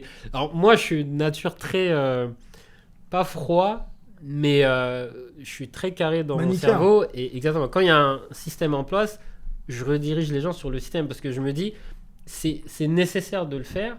Parce que s'ils s'habituent trop à une chose... Il arrive à envoyer Tu peux pas en sortir, la tu vois. transversale vite. Ça c'est compliqué. Mais là, nous. Parce que moi j'ai l'impression, le client, quand on dit ça, je dis non mais tu l'envoies balader un peu. Tu dis, Non, le client, viens pas me voir. le client va reste parler à lui, roi, tu il est vois. toujours roi. Ouais, tu Tu sais, sais, Mais il faut le mettre dans un système. Bah, je vais Tu te vois, raconter c'est pas mal. une anecdote. Nous, on gère à peu près 300 consultants. Donc, il y a toujours le 0 à 10, 10 à 50, on parle de consultants, ok? Donc, quand tu gères 10 consultants, taille humaine, bon, ça marche. Puis quand tu arrives à des paliers, tu te dis, je gérer 100 consultants, c'est potentiellement 100 demandes qui vont arriver. Ouais. La fiche de paye, ça va pas, ça va pas. Ok, donc tu as les RH qui gèrent, etc. Ok. Maintenant, là, il y a 2 ans, on commence à avoir énormément de demandes, de genre des trucs qui vont pas, mais des trucs minimes, tu vois. Genre une faute d'orthographe sur un truc, le gars il est pas content, il me dit c'est pas sérieux votre truc. Sérieux. Mais après, moi j'accepte. La population des consultants, Oui, voilà. on en reparlera. J'ai pas- Très après, compliqué, même dans très l'armée, il y a des fautes exigeant. d'orthographe, mais bon. Après, et t'as des gens qui disent ouais, là tu commences à avoir des trucs un peu sérieux. Ouais, le contrat de travail, je commence lundi, on est jeudi, j'ai toujours pas reçu. Ah tiens, c'est inquiétant. Et effectivement, c'est inquiétant. Et donc les RH sont un peu submergés avec leur activité. Donc là, je dis, mais en fait, moi j'étais consultant 10 ans. Dans les organisations chez qui je travaille, comme l'équipe, comme Barclays, comme AXA, en fait, j'ai vu des choses qui marchaient chez eux, mais genre, il faut que je les duplique. Exactement. Donc là, le Customer Success Manager, donc j'ai recruté un CSM, j'ai recruté un Quality Manager, Exactement ça. tant de formation. Mais eux sont arrivés pour faire quoi? Bah, pour ramener ce niveau de qualité. Donc là, après, le travail, comme tu as dit, c'était de dire, arrêtez de m'appeler, s'il vous plaît. C'est pas parce que j'ai pas envie de vous parler, C'est ça. c'est que vous avez un service qui est là pour vous. Je suis d'accord avec toi. vraiment 24 sur qualitatif. 24. Il y a personne qui fera qui le est- boulot mieux que toi, Mieux que moi. Mais que moi vraiment. dans- Et tu dans seras ça, pas tu vois. frustré, pardon. Le mec, il a le nez dans ton dossier tous les jours. Il est là, il regarde, Moi, il sait j'aimerais tout, bien. tes moindres Mais mouvements. je te jure, j'aimerais bien. Mais on peut pas. J'aimerais bien. Non, Mais c'est vrai. On peut pas. Et je suis d'accord. Là, je suis 100% d'accord. En vrai, c'est juste expliquer des choses comme ça. Ouais. Tu sais, quand il y a de C'est de l'opérationnel. la pédagogie aussi, tu vois. Mais en fait, tu sais, même regarde. Mais en fait, mets-toi à sa place. La dernière fois, on avait le débat ce vendredi quand on a fait le sprint planning et le sprint review. Je leur dis, bah moi, si j'ai envie d'appeler, Samy, c'est mon comptable. C'est aussi mon ami. Mohamed, j'investis chez Mohamed, donc comment dire, je suis pas actionnaire, mais tu vois ce que je veux dire. Voilà. Mais c'est aussi un ami. Ouais. J'ai envie d'appeler Samy directement parce que Samy, j'ai un problème sur un dossier, s'il te plaît, Samy. Mais je me dis, si je fais ça, en fait, je suis pas son ami. En fait, il faut que je respecte la règle que lui-même. Donc non, je vais pas appeler Samy, je vais appeler ses équipes qui vont gérer le truc. Et tu vas me dire, mais non, mais appelle-moi Imran. Mais non, mais Après, Imsou, moi, j'ai moins j'ai plus de tact et plus de facilité à dire à un ami à moi, non, mais passe par lui. Regarde-moi, je suis avec toi là. Je crois que je sais si t'as Oui, déposé oui. ton relevé bancaire. Je sais pas, moi. Mais tu sais, mais en je fait- vais pas te le mais dire. instinctivement, j'ai envie de t'appeler toi parce que j'ai envie de t'appeler toi. T'as cette facilité. Bah oui. C'est plus simple d'avoir Samy. Donc voilà, et donc en fait quand tu te mets à la place de l'investisseur, Ouais. à qui Mohamed, ils ont parlé au début avec Mohamed, là après 4 ans, ils ont toujours envie de parler avec Mohamed, ils ont pas de parler avec sûr. tu vois les X, Y, Z qu'il a recruté. Je suis Toi d'accord. pareil, t'as fait la compta avec Mohamed, il veut travailler avec toi. Bon là, il a réussi à travailler avec Fabio. Il est très bon, il est très bon. Hein. Tu Ça vois, va, voilà, il- donc c'est... Ne Alors, le vole est-ce que c'est ça pas. la clé mais est-ce que c'est pas ça la clé? Franchement, je pense que. Est-ce que la clé c'est pas ça? C'est que le gars est bon. Et donc, Exactement. si le gars est bon, bah, je vais parler avec le gars. Bon, il est pas meilleur que toi. Il a la compétence. Il a la compétence. Donc, je vais Non, pas débattre. mais il peut être largement plus fort que toi, Eh bien, oui. techniquement. C'est On normal est parce d'accord. que c'est son Et truc. c'est à lui, l'objectif. tu vois. Tu vois, c'est l'objectif. Ça, toi, tu vas aller plus vite, tu auras ta réponse et il sera content de Daft Time Exactement. et de sa vie parce qu'il a recruté des très bons gars. Et c'est ce que nous, on est en train de faire. Je suis C'est d'accord comme avec toi. ça. Et tu vois, tu disais un mot. J'ai quand même 10 ans d'expérience en tant que salarié, tu vois. J'aime bien le dire parce que je trouve que c'est hyper complémentaire si tu veux comprendre comment une entreprise fonctionne. Exactement. On a des exemples d'entreprises, j'ai parlé de Carrefour ou autres, mais pourquoi elles sont là jusqu'à aujourd'hui? C'est parce qu'il y a des process. Tu sais à qui parler, qui fait quoi, comment, où. Et nous, à un moment donné, c'est aussi de se dire, en tout cas, si on veut des business qui se développent et qui grandissent dans le temps, 100% il faut d'accord. accepter de dire, quand on est manager ou directeur, on va pas pouvoir faire tout ça dans tous les petits trucs. C'est pas possible. C'est du micromanagement. Ça va plus pénaliser la boîte à un moment donné qu'autre chose. Et quand tu as cette responsabilité d'avoir beaucoup d'investisseurs, beaucoup de clients, à un moment donné, tu es obligé de leur proposer, de dire, attends, je vais recruter quelqu'un qui sait faire mieux que moi ce service client. Oui, bien sûr. C'est son boulot. Faut aller le voir. Il faut accepter ça, tu vois. Alors oui, au début, ça peut être dur. Moi, j'ai pas trop de mal à faire ça parce que je suis déjà dans le mode où vous allez voir. Bon, au début, ça peut être compliqué, mais à la fin, ces gens-là vont pouvoir vous répondre beaucoup mieux que si moi je le faisais. Tu vois, donc, et ça, il faut l'accepter. Tu vois. En fait, moi, dans le discours, quand je dis aux nouveaux clients rentrants, généralement, parce que c'est moi qui fais toujours le premier rendez-vous, c'est important, tu donnes du conseil, t'expliques toutes les choses, je leur dis, nous, on a différents niveaux. Moi, j'interviens quand vraiment tu as besoin stratégiquement de quelque chose ou quand c'est critique, c'est-à-dire que là, urgent, j'ai besoin d'un truc comme ça. Bon, aussi, le collaborateur, il n'est pas non plus 100% sur ton dossier, il fait autre chose. Et là, on est là pour ça. Mais je te jure, récemment, j'ai eu un call avec un client, je lui dis, c'est un peu l'objet de la chose, quoi. T'as signé pour moi, pourquoi ? Parce que t'as pas une personne, t'as un cabinet qui t'est dédié. T'as un service juridique, t'as un cabinet, t'as un service conseil, t'as Samy pour la structure ou même du process que tu veux qu'on revoie ensemble. Pas de souci. C'est fait pour... Tu vois, c'est fait mais pour... Et c'est ce que tu disais, le pompier en fait, l'éducation, le onboarding. Pourquoi moi j'ai délégué le onboarding ? Moi c'est plus moi qui le faisais, avant c'était moi qui le faisais le onboarding. J'expliquais au client comment faire ses factures, etc. Au final j'ai laissé ça au collab. Puis comme ça en fait directement il a la connexion avec lui. Il parle avec lui, il échange avec lui, ils ont la fibre, ils ont la méthode qui est en place, le collab il est content de la méthode qu'il lui a mis, et lui il sait l'appeler, ah oui j'ai oublié comment on met une facture. On m'a déjà appelé pour ça. Comment on met une facture sur l'outil comptable. Et puis, quand il va t'appeler, ton rôle, il va te voir plus. Tu vois ce que je veux dire ? C'est comme à la banque, tu as ton conseiller, tu as le directeur de banque. Je suis d'accord avec toi. Quand le directeur de banque t'appelle, tu sais que là, c'est sérieux. Oh là, le boss est arrivé. Et quand tu arrives avec le directeur de banque, tu dis viens dans mon bureau. Tu es content. Mais bien sûr. Ah, tu vois. Et en fait, ça. Et d'ailleurs, c'est un parallèle, mais qui va pas vous surprendre du tout. Mais dans notre communauté, alors quand je dis notre communauté, c'est qui ? Il y a les mecs de banlieue, avec qui on a grandi, il y a les Arabes, les Noirs, les Chinois, les Indiens, ce que vous voulez. Mais tu vois, généralement, quand on a affaire à des mecs qui nous ressemblent, et ben en fait, on a du mal aussi à se dire « Ouais, mais non, mais... » Tu vois, en gros, j'ai l'habitude de passer par toi, s'il te plaît, tu vois. Et en fait, c'est une éducation aussi, toi, en tant que patron d'industrie, mais maintenant tu vas passer entrepreneur, oui, mais là, tu es peut-être en train de passer une étape à passer sur un autre terme, tu vois. Et ben, tes investisseurs, quand... Tout à l'heure, j'ai vu que tu as fait le call avec Aliou et le frère. Tu sais qu'à réveillé, Aliou m'a dit tu vas voir Mohamed ce soir, tu vois, avec les investissements et tout. Il m'a dit, mais il a le temps de faire des collecteurs, en fait. Tu vois, et en fait, c'est un respect mutuel, c'est vrai. Et demain, tu n'auras plus le temps de faire ça. Tu vois ce que je veux dire ? Et en fait, c'est une éducation aussi vis-à-vis des personnes qu'on accompagne, que ce soit des consultants, que je mets au même niveau que moi, parce que j'étais consultant, ou toi tes clients, ou toi tes investisseurs et tes sous-traitants, etc. Qu'en fait, les gars, mais en fait, si vous voulez avoir une réponse rapidement de qualité, c'est ni Mohamed, ni Imran, ni Samy qui vont vous l'apporter. En fait, c'est les équipes qu'on a montées et qui sont, et en expertise, sont au-dessus de nous. Je suis d'accord. Tu vois ça. Ouais. Mais ils font ça tous les jours. Mais en fait, mais oui, mais il faut. C'est ça, c'est en fait faire frappe du pied gauche tous les jours. Toi, tu vas frapper du pied gauche, tu vas la rater. Ouais, tu vois ce que je veux dire ou Tu vois, comme je disais, un consultant sportif, des fois, il est plus fort en analyse qu'un footballeur, alors pourtant, il n'a jamais joué au foot. Parce qu'il fait ça H24. Voilà. Quand on disait Pierre Ménez, ouais, mais lui, qu'est-ce qu'il raconte ? Mais écoutez ce qu'il disait. Il a vu 50 000 matchs. Mais il fait que ça, à longueur de journée. Tu peux pas. Il voit, il a l'analyse. Je suis d'accord avec toi. Mais l'idée, c'est exactement ça. C'est de se dire, on doit recruter des gens plus intelligents que nous dans leur domaine et qui sauront vraiment répondre à toutes les demandes extérieures ou internes de la boîte. Quoi. Mais ça passe par un... Ça prend du temps. Oui, bien sûr, c'est l'investissement. Tu vois ce que je veux dire? C'est des C'est pas- process, ça prend du temps, mais c'est du temps qui est nécessaire, je pense. on a des business qui sont un peu différents, enfin clairement différents même, mais sur ça, on se retrouve sur pas mal de choses. Parce qu'en réalité, c'est pas des choses comme on dit, on apprend à l'école. Ouais. C'est On l'entrepreneuriat. apprend des bases à l'école des fondations, tu vois. Et après, derrière, c'est que l'expérience du terrain.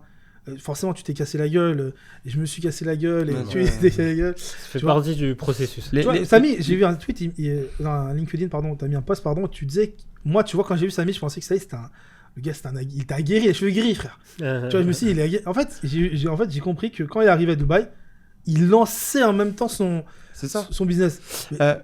En fait, je reviens sur ça, mais juste avant, tu sais, les Américains ils disent t'as les soft skills et t'as les street skills.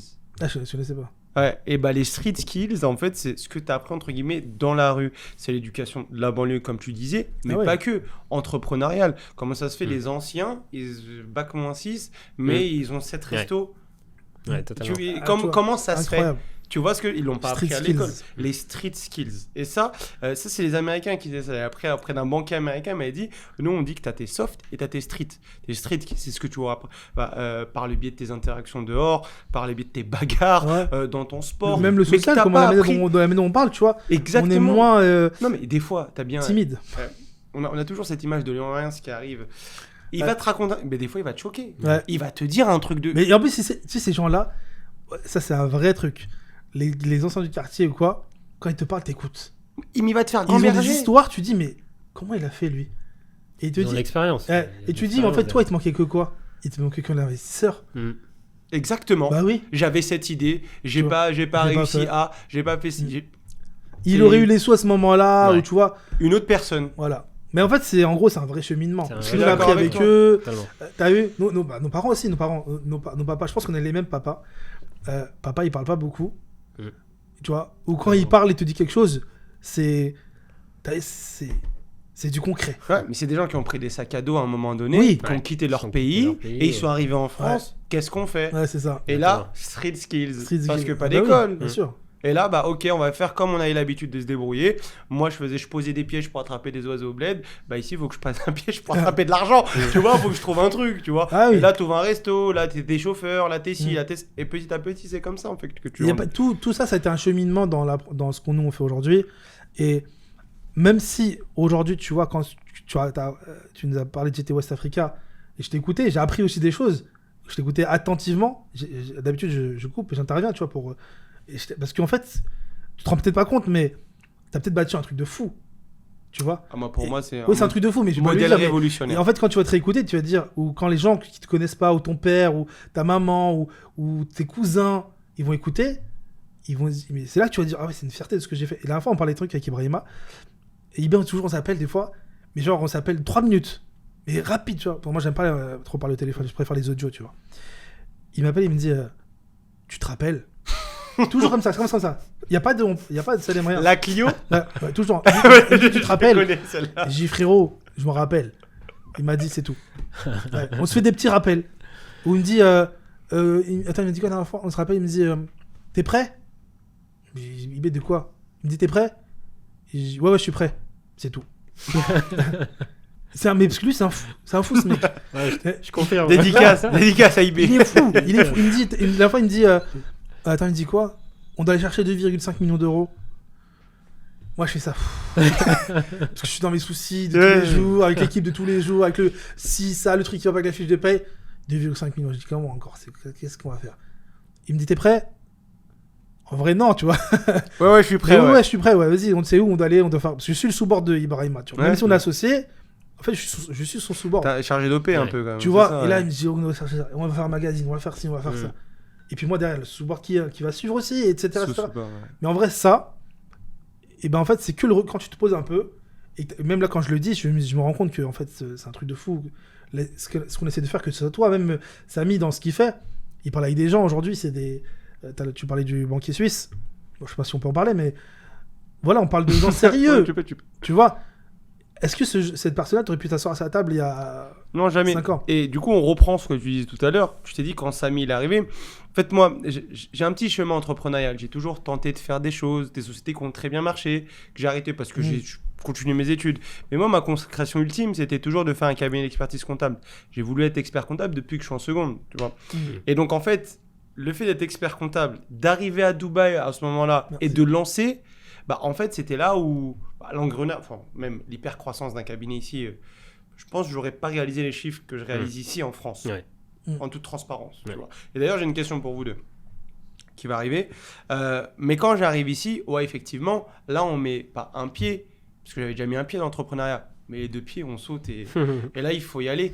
En plus, tu arrives à un moment où, ici, ils commencent aussi à mettre en place. Pas mal de, donc ça veut dire qu'il fallait être vif.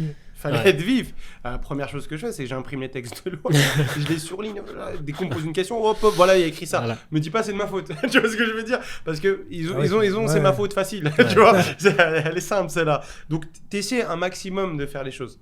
Donc du coup, je deviens entrepreneur. Je commence à gagner un peu d'argent. Moi, j'ai une question pour vous deux, parce que quand même, comme vous avez fait beaucoup d'argent. Question tabou. Quand vous avez touché une grosse somme, qu'est-ce qui s'est passé dans votre tête? Parce que moi, je touche 2000 balles, je commence à regarder Porsche. Alors que... C'est à Dubaï. Impossible. Mais tu vois, je touche 2 balles dans ma tête. Le gars, il est fou. Le gars est fou. Il y a une semaine ou 10 jours, je donne rendez-vous au café, tu vois, avec un autre entrepreneur avec qui on était, au V60.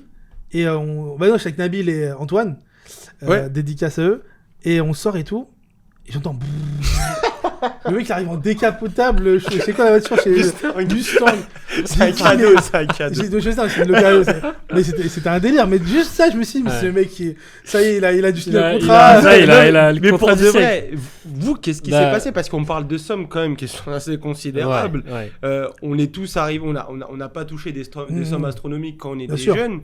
Ça tombe. Qu'est-ce qui se passe dans vos têtes? Moi, c'est vraiment une question que je pose. Moi, j'ai envie de dire...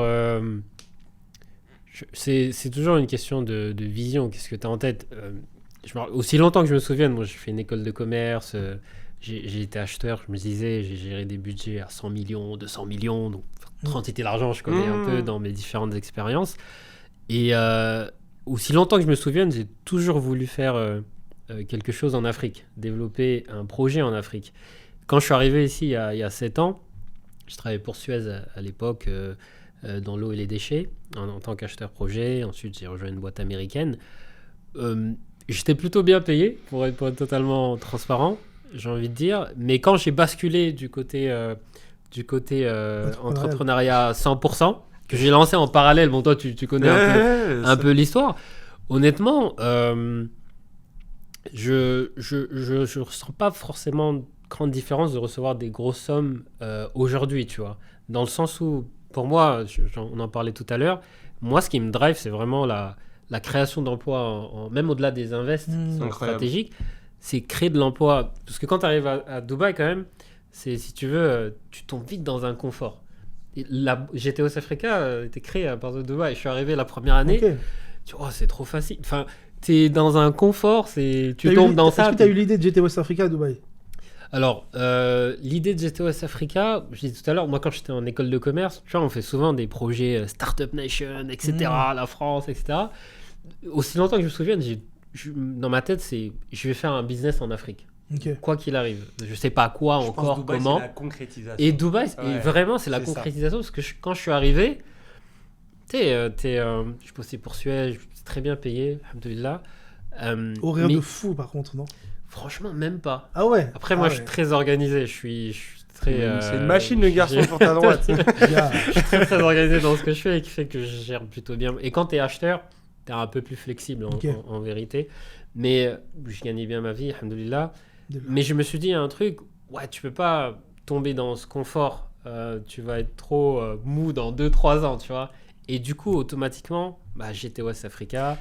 J'ai mon associé ensuite qui rejoint Karamba. Incroyable. Et de là, machine de guerre, entre guillemets, dans le sens où... Et pendant quand même 2-3 ans, j'ai fait les deux en parallèle. Pendant 2-3 ans, tu vois. Donc en fait, ta motivation, ça a été la peur de l'ennui du salariat. Franchement, ouais. Et l'argent que tu as touché, ça te fait ni chaud ni froid parce que toi, en fait, c'est développer localement. Exactement, je disais, dans un des podcasts que j'avais fait... Là, tu viens de me mettre une gifle. Avec Tanguy de Banqui. Dédicace. Et je disais, moi j'ai un délai de péremption de 3 ans dans une entreprise. Parce que quand j'arrive dans une entreprise... Oui, c'est ça, dans le consulting. je fais quand j'ai tout appris. Non. Ah, non, c'est autre chose, toi, encore. Là, lui, Moi, c'est quoi moi, ça c'est toi, quand même je vais tu j'ai démissionné 3 ou 4 fois, tu Ok. vois.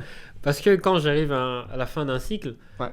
j'estime qu'il faut sortir pour apprendre davantage. Je suis comme toi. Faire 20 ans dans une boîte, J'ai je été trouve comme que toi. c'est une erreur. Parce qu'aujourd'hui, il y a tellement de sociétés, tu peux tellement apprendre, surtout les jeunes, etc. Rester tout le temps dans une même boîte, c'est pas bon. J'ai fait différentes expériences. C'est aussi ça qui fait Bien sûr. qu'aujourd'hui, ce que je mets en place, je me nourris beaucoup des process que j'ai appris dans les différentes structures. Et quand je suis arrivé, c'était beaucoup en mode... dans tous les cas, je savais qu'à un moment donné, j'allais démissionner. Bien sûr. J'allais faire autre chose en parallèle, tu vois. Donc, On sait déjà à chercher. l'aspect argent, alhamdoulilah, je vis encore beaucoup mieux aujourd'hui, où il y a beaucoup plus d'argent, très bien. Mais c'est pas vraiment ce qui m'anime. C'est pas le moteur. Je suis très casanier, moi. Je Ouais. bosse tout le temps. Et c'est plus, ok, bon, la famille, elle est à l'abri, entre guillemets. Ouais. Les enfants, ils sont à l'école et dans un cadre de vie exceptionnel, c'est Dubaï. Mais ce qui me drive vraiment, c'est cette création d'emplois. Dans le podcast de Tanguy, justement, j'ai annoncé que l'objectif pour nous, c'est de créer 100 000 emplois en Afrique, de manière générale. Bah, ça va se faire avec des plans. Faut être dans le transport. On veut vraiment créer un conglomérat, si tu veux, et que demain, on va aller chercher une mine, toujours à travers le même modèle, et pourquoi pas après-demain, dans 10, 15, 20 ans, aller chercher une raffinerie, carrément. Et du coup, c'est vraiment ça qui fait que l'argent qui tombe, c'est plus du bruit pour moi, tu vois. Même les invests qu'on a aujourd'hui, c'est génial, hein, c'est excellent, mais c'est pas une surprise. C'est planifié, tu vois, dans le sens où l'année dernière, quand je fais mes projections, chaque début d'année, j'annonce la couleur un peu. Bon, je peux me louper, mais c'est des choses planifiées qui font que, ok, c'est du bruit après, il y a des sommes, ça monte, ça descend, mais la vision, et t'es moins sujet à des fluctuations, en fait. Tu vois. Quatrième point. Vision. Du coup, c'est pas s'arrêter sur du court terme. Je veux dire, amasser Exactement. ça pour acheter ça. Ouais, Totalement. C'est je Toujours. développe pour créer quelque chose et j'aurai ma satisfaction à ce moment-là. Et elle sera même Exactement. pas financière. Totalement. Elle sera en fait l'aboutissement de mon projet. Réellement, c'est Sûr. ça. Exactement. C'est La vision exactement est ça. très importante. Les pays arabes l'ont très bien compris avec les Incroyable. visions. Ouais. Tu vois, les 2030, 2050. Exactement. Même nous, j'ai encore des groupes WhatsApp où eBay en 2016, il avait créé c'était quoi, Vision 2020, Ouais. parce qu'on voulait s'installer à Dubaï. Ça, Moi, c'est j'ai dit, moi, je génial. voulais s'installer. Il m'a dit, Imran, on fait un Vision 2020. Moi, tu sais qu'à l'époque, quand il a créé ça, j'ai dit, mais c'est un fou ce mec. Mais c'est génial, Ouais. ça te drive. tu Ouais, vois. mais il était déjà en mode, non, t'inquiète, Vision 2020, t'as Dubaï. Et il y a eu le Covid, donc c'est 2021. On a dit, t'as vu, on a réussi ou pas? Et là, Génial. on est sur des visions 2030, là, en ce moment. Tu vois. Et en fait, à chaque fois, Ouais. c'était dur à comprendre la vision. Mais en fait, quand t'es dedans, tu sais que tu travailles pas pour demain ou après-demain. Tu Exactement. travailles pour du long terme. En Et fait, moi, il y a un truc que je rajouterais, ouais. avant que j'oublie, c'est que ce que nous, on a fait, ok, on gagne bien nos vies, alhamdoulilah, les enfants sont à l'école, les loyers sont payés, etc. Mais c'est surtout le temps. Parce qu'en fait, en vrai, on travaille beaucoup. Comme j'ai dit, le jour où j'ai signé au-dessus de la Clio le premier contrat du consultant, en fait, j'ai signé aussi un truc, c'est signé que je n'avais plus de vacances. Parce qu'en fait, on part en vacances, mais on n'est pas en vacances. Ouais, jamais. Comme moi, je suis parti en Malaisie, les enfants sont en vacances, tout le monde est en vacances, mais moi, je suis pas en vacances, mon cerveau, il arrêtait pas de travailler. Je me cache des fois pour Ouais, faire des mais réunions. Je prends mon téléphone en cachette, je regarde, en plus, c'est mis décalage. Mais non, je regarde le résumé du match de. Tu vois, Alors que oui. t'es là, t'es toujours en train de répondre, il y a des petits craques avec moi Ouais. par rapport à ça. Mais attention, je leur dis, rappelez-vous, quand je bossais vraiment en tant que consultant, quand je rentrais, j'étais de mauvaise humeur, tu me vois pas la journée. Le week-end, c'est le week-end, les courses et tout, le samedi, tu connais, Carrefour, machin, Ouais. Leclerc, je sais pas quoi. Ouais, et t'avais surtout un truc, tu permettais pas potentiellement à ta famille de rêver de quelque chose. Parce Non. que là, ce train de vie-là. On devait aller en vacances à des périodes de Exactement. Et tu vois, en fait, j'ai eu cette vie. Et en fait, des fois, je me dis, est-ce que cette vie était meilleure que celle que j'ai aujourd'hui? Pas mal ce que tu dis. D'un point Tu de vois vue familial. Ouais. Est-ce que le peu de temps que je passe avec eux était Ouais. peut-être de meilleure qualité? Alors que là, ils me voient tout le temps, mais est-ce que je suis vraiment là ou pas? Tu vois? Et ça, je pense c'est une vraie réflexion. Je Hein. suis d'accord. Ouais, Tu vois, et c'est pour ça que des fois, je me force pour eux, pour moi. Par exemple, exemple là, je sais qu'il y a des vacances dans une semaine. Là, il y a un week-end de 3 jours, exemple, par exemple. Et je me dis, est-ce que c'est pas pendant 3 jours, je suis à Dubaï, hein, donc je suis en vacances, dans un cadre de vacances. La mer, le mot, tu vois, on est en vacances. Donc je me force à aller, par exemple, 3 jours dans un hôtel à je sais pas où. Et au moins, en fait, je suis dans un cas de vacances. Et là, je me force à pas trop prendre mon téléphone et tout.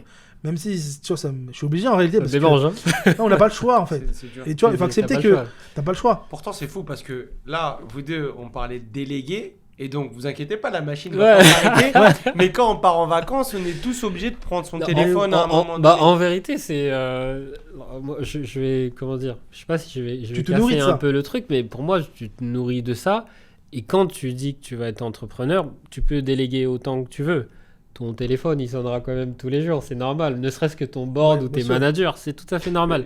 Et pas que, regarde, un truc, moi, des fois, mon téléphone, il va plus sonner. Alors moi, dans mes contacts, j'ai du bruit. Donc le bruit, c'est des gens qui me connaissent, qui veulent m'appeler parce qu'ils veulent manger avec moi et tout. Ok. Malheureusement, c'est du bruit, mais c'est du réseau. Hein. Voilà, mais en gros. Après, j'ai par rapport au travail qui me prennent beaucoup de temps, donc les différentes équipes et tout. Après, la famille, etc. Mais dans ça, il y a aussi ce qu'on appelle le réseau. Aujourd'hui, j'aurais jamais connu Samy ni toi, Mohamed, si j'aurais pas accepté d'ouvrir mon temps pour faire du réseau. Je suis d'accord. C'est ce réseau-là, et ce réseau-là, il est trop important pour nous entrepreneurs quand tu as atteint, on va dire, le fait de déléguer. Bah, le temps qu'on va passer quand je mange au resto et tout, j'y vais pas pour manger au resto. C'est du en boulot, manger au resto, moi. Je mange au resto. Mais en fait, je vais au resto parce qu'on est en train de créer un lien fort dans le réseautage. Et ici à Dubaï, ce réseautage, il faut pas le négliger. Même si, bon, tu peux te tromper, tu peux tomber sur des gens un peu casse-cou et tout. Mais c'est un temps qui est trop important. Et donc, des fois, ce temps-là, on le prend quand le soir. On n'est pas avec nos familles, etc. Mais moi, je dis à ma famille, tu vois, je leur ai dit, mais t'as vu, en journée, je suis là. Le soir, quand je suis pas là, c'est parce que je suis en train de créer un lien professionnel, là. Pas que professionnel, mais même... tu vois, demain, on sait pas de quoi demain est fait. T'auras besoin de moi, j'aurai besoin de toi. On a tous besoin de sa vie, parce que voilà, c'est... obligé. Mais en fait, il est trop important, ce temps. Je suis 100% d'accord avec toi. Il est très, très important. Et c'est dans la construction d'entrepreneur. On a choisi cette voie-là, tu vois. Et aujourd'hui, on peut que remercier aussi nos femmes, parce que sans elles aussi, on n'aurait pas pu avancer comme ça. Faut dire les choses. Elles acceptent que des fois elles s'énervent, c'est normal. C'est normal. Mais elles ont raison. Qu'est-ce que tu veux leur dire? Moi, j'accepte totalement, frérot. Il y a la famille, il y a les enfants. Il n'y a pas de ménage sans nuage. Je suis d'accord avec toi. Et si tu veux gagner la paix dans ton foyer familial, il faut leur accorder du temps. Et ce temps-là, des fois, parce que tu sais, on passe beaucoup de temps à la maison, on a une community, mais après on s'habitue. Tu sais, moi j'ai dit, on peut plus dire à nos enfants comme à nos femmes, rappelle la France, c'est où on a oublié. D'habitude, ils sont ici. Ta community où tu vis, c'est devenu ton quotidien. Donc pour toi, tu te dis, mais attends, ça va, la piscine en bas, il y a la salle de sport, il y a des oiseaux qui chantent. Non, c'est fini. Ça, c'est ton quotidien. C'est basique. T'es obligé de partir en vacances, même si t'es ici. C'est le city. En fait, le city est devenu tout ça. En fait. C'est devenu ton quotidien. Avec toi. Ou quand tu dis à ton fils, tu sais, moi, à ton âge... Non, mais attends, lui, il dit, mais de quoi tu me parles? On n'a pas vécu la même chose. Je comprends pas. C'est comme ton père quand il disait, tu sais, moi, au bled... On allait à l'école en... Mais toi, t'arrives pas à imaginer le truc. Tu dis, ok, merci papa, c'est cool ton histoire. Mais moi, l'eau, je l'ouvre le robinet, j'ai l'eau. L'électricité. J'ai mon paquet de prince, donc je sais pas ce que tu es en train de me raconter. Et c'est la même chose quand je dis à mon fils, tu sais, moi...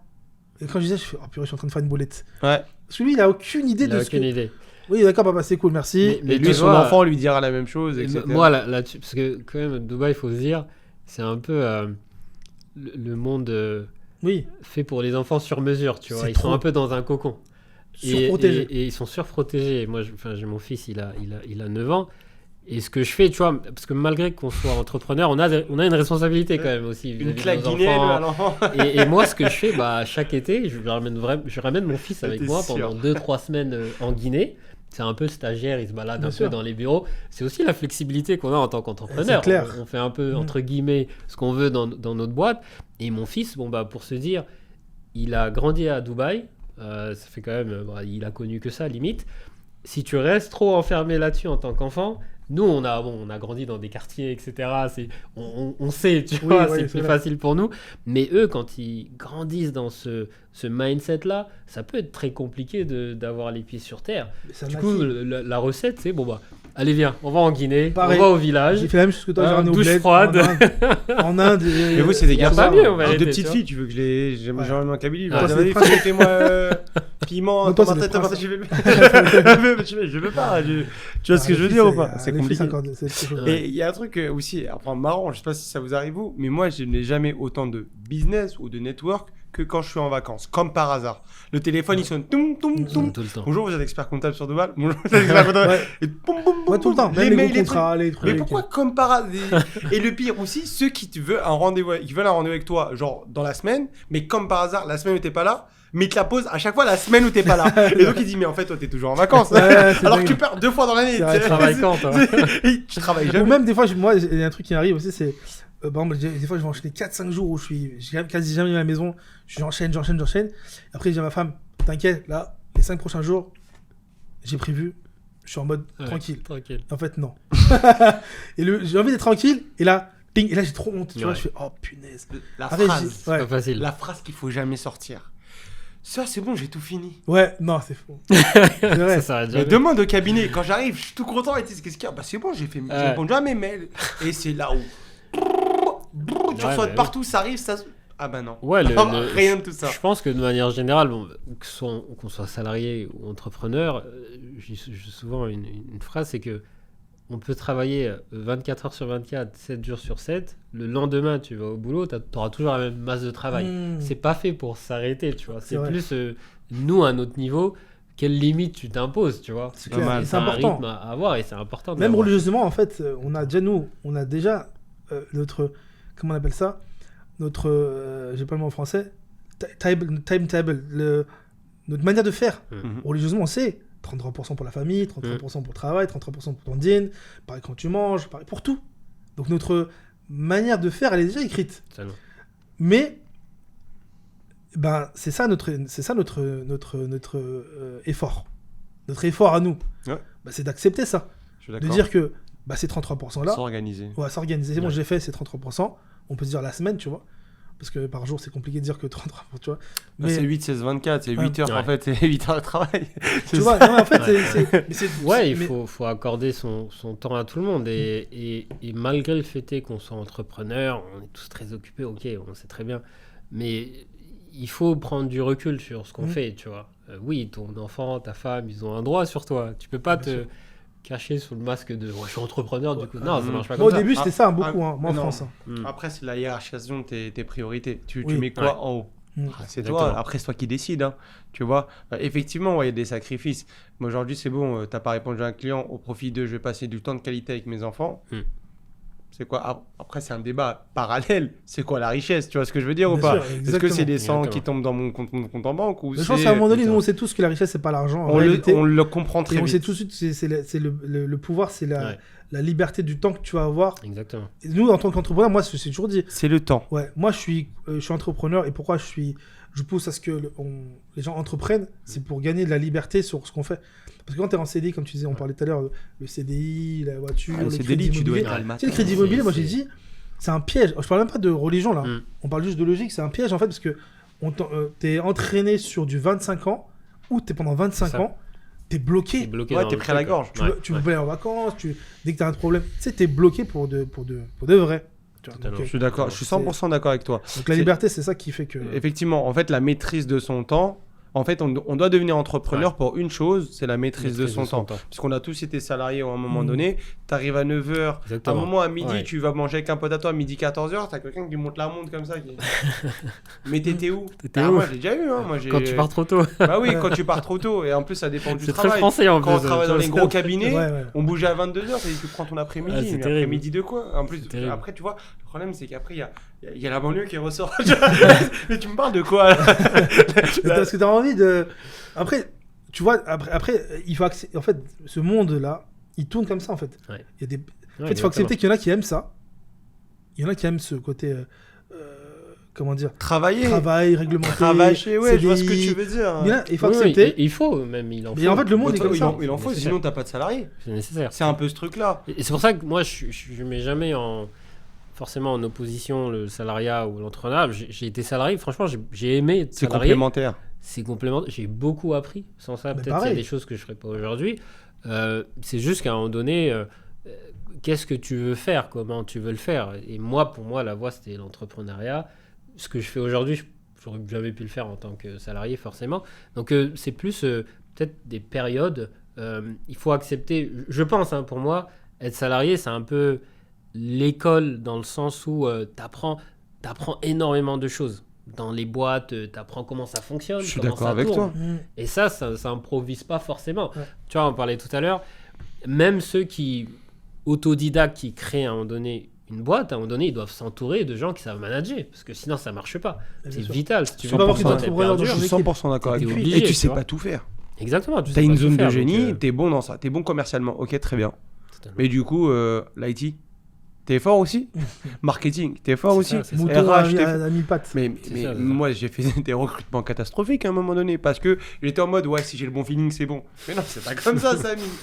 Massi qui m'a mis une gifle. Il m'a dit, mais ça existe pas. Et il me dit, Samy, t'as un processus de recrutement. Bah si, lui, c'est un tirailleur. Lui. Ouais.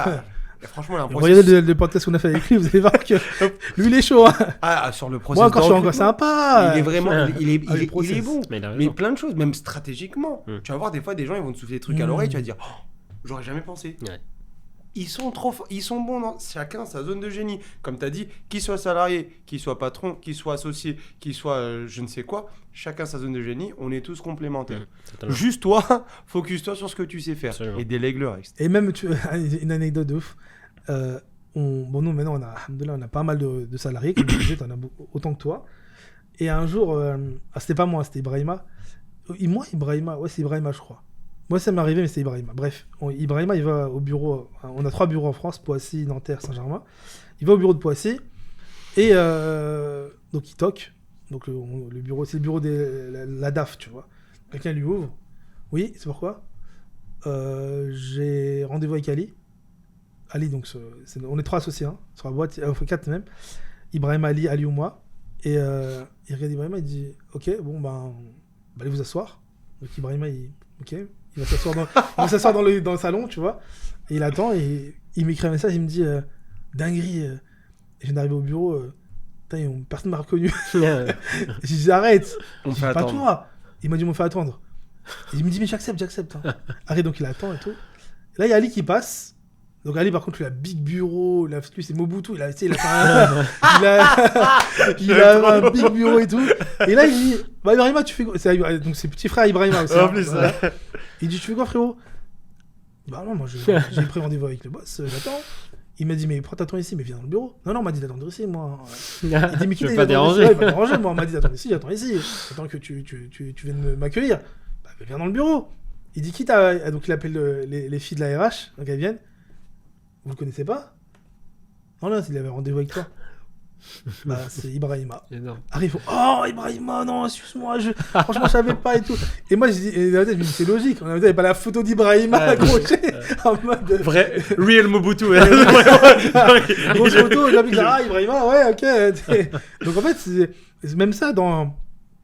Mais la logique, c'est que dans le recrutement qu'on va faire, dans la structuration que tu as fait, à un moment donné, les gens, ils Bien sont sûr. pas quittés. Et c'est très bien. Et c'est très bien. Ah, je pense que c'est quand même un signe de réussite. Ouais, totalement. C'est que si Totalement. quelqu'un dans ma boîte, il sait même pas qui je suis moi, Ouais. Ah oui. c'est moi le Et que fondateur ça du marche, oui, c'est que ça- Ils mais- connaissent ton blaze, mais c'est tout. Tu Ils vois, sont excellent. bons, ils sont forts. Ça y est. C'est excellent, ça, c'est c'est excellent. fini. Ouais, Ouais. c'est excellent. Moi, c'est depuis cette année que nous, moi, je mets plus la main dans les recrutements, exemple. Tu vois, je dis, les gars, vas-y, c'est vous qui. Je dis, mais pourquoi vous m'appelez? Ouais, tu penses quoi de. Non, je sais pas. Je l'ai pas vu, moi, physiquement. Et c'est même pas moi qui vais bosser avec. en Ouais, vrai. exactement. Allez-y. Applique les règles que je t'ai apprises. Toi, dans ton recrutement, c'est toi qui vas appliquer tes propres règles. C'est pas moi qui vais te piloter à distance. Non, c'est toi. Par contre, attention, tu te loupes, c'est toi le responsable du recrutement. Exactement. Et c'est toi qui Faut moi, t'as mis dans les doigts. responsabiliser les gens. Voilà. C'est pas, non, j'ai pas recruté. Donc quand tu recrutes, on investit de l'argent.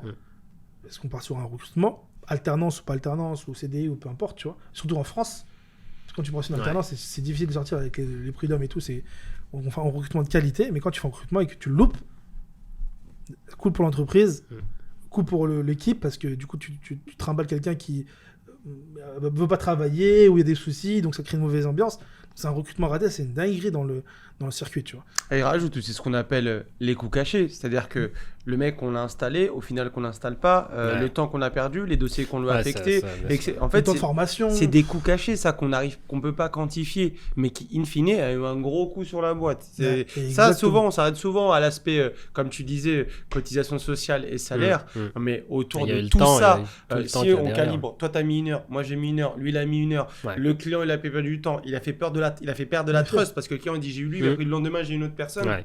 Ça, quand tu le quantifies in fine, un mauvais recrutement, ça peut te coûter très très cher. Ouais, c'est Très cher. Moi, j'en ai vécu, je peux te le dire. Ça coûte très très cher. En termes de charge mentale, en termes de tout. Le recrutement c'est un métier. En Afrique, toi, exemple. Ah, Je pense que tu recrutes pas toi. Donc, t'as des équipes qui le font. J'ai des RH qui sont là-bas. RH qui s'occupent de ça. Oui, totalement. Parce que c'est que des gens de là-bas qui veulent recruter des gens de là-bas. Ouais, on a sur 150 salariés, on a que des locaux, 100%. Et aujourd'hui, j'ai un vrai département RH. Par exemple, la majeure partie des gens, je les connais pas. On va dire que moi, je connais le board, le CODIR, où j'ai une dizaine de managers qui me reportent que je connais. Mais en dessous, c'est vraiment eux qui recrutent en fonction des besoins, des budgets alloués, etc. Donc, et je trouve honnêtement, il y a de la compétence, tu vois, dans le sens où on pourrait se dire, bon, c'est l'Afrique. Non, il y a une vraie compétence, il y a une vraie expertise. Des fois, quand j'hésite entre des profils un peu plus seniors, je me dis, bon, allez, est-ce que je dois aller chercher dans la diaspora ? Ils sont les bienvenus, bien évidemment. Mais en réalité, il y a la compétence au niveau local direct. Bien sûr. Peut-être que la seule différence, c'est que j'expliquais à Samy tout à l'heure, nous aujourd'hui, moi quand je m'assois à la table de négo avec des miniers ou des étrangers autres, ça ne me pose pas problème. On a grandi en France, on a nos codes et on a le rapport de force, on l'a, tu vois. Et peut-être que là-bas, c'est peut-être ce truc de un peu moins de tact à ce niveau-là, pour se dire on va vraiment négocier, on va défendre nos trucs, on sait ce qu'on vaut, et c'est peut-être ça que nous on apporte en plus, mais tout ce qui est compétence, expertise dans ce qu'ils font, souvent je parle de mon responsable maintenant, parce que c'est magnifique ce qu'il fait, et toute l'équipe derrière, il y a de la compétence, tu vois, sans qu'on soit forcément lié. Bien sûr. Et tu vois, c'est aussi un truc. Je suis pas 100% derrière les mecs, tu vois. Je suis ici, je suis plus à Dubaï qu'en Guinée. Je fais une rotation, j'essaie d'être régulièrement présent. Mais à un moment donné, j'ai accepté de me dire, ouais, j'ai confiance. Moi, je suis pas dans la mine, moi. J'y vais de temps en temps pour inspecter. Mais je ne suis pas dans la mine. J'ai des équipes qui sont dans les mines pour travailler. Quand tu vas là-bas, du coup, c'est quoi ? Tu vas pour des raisons plus de gestion ? Ouais, souvent, gestion. J'ai une rotation, on va dire. Bon, sur toute l'année, je suis peut-être en cumul 3 mois dans l'année en Guinée.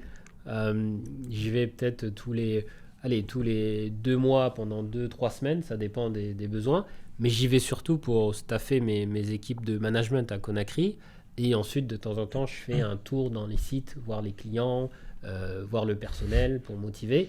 Mais voilà, mon rôle il se limite là en tant que manager CEO, c'est la motivation, cadrer l'aspect stratégie, où est-ce qu'on va, et vraiment inspirer les gens. Bon, c'est un truc que moi j'aime bien. Mais du coup toi, tu vis le truc de cette... T'arrives, on sait pas c'est qui lui. Exactement. Je vais lui, sur un le site, vit là actuellement.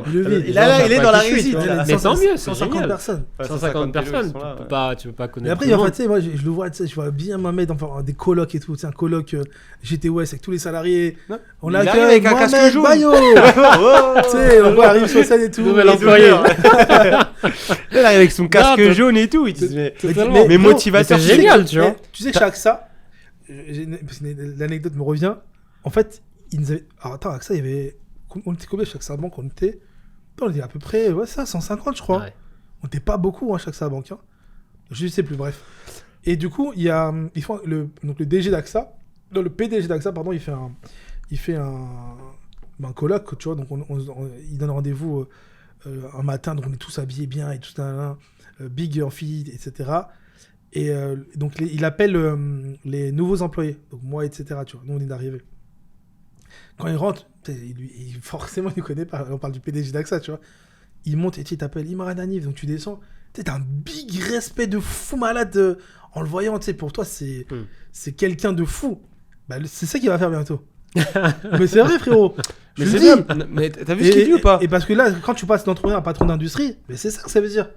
C'est quand t'arrives, tu vois, et d'où l'investisseur à qui on revient, qui va investir sur GT West, oui.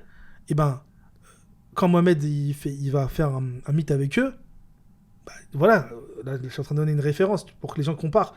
On parle de quelqu'un qui techniquement n'a pas le temps, mais s'il est là pour toi investisseur, t'accordes de son précieux temps.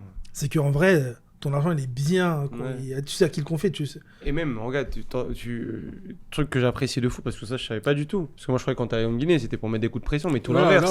En fait, ils vont en Guinée Génial, quoi, ok. pour envoyer des discours de motivation, Ouais, totalement. fédérateurs. Il leur explique la stratégie, il leur explique. Mais t'imagines, il va en Guinée, il va voir le camionneur et il va lui dire t'inquiète pas, là on va tout casser. Exactement. Tu vois ce que je veux dire ou pas? Et tu Ouais, auras on du fait- travail et tu auras. Mais est-ce que mais ça, tu vois, le CEO de la boîte il descend en comme, fait? comme je disais tout à l'heure, Incroyable. C'est un truc de ouf. m'inspire beaucoup des expériences que j'ai eues dans les différentes entreprises.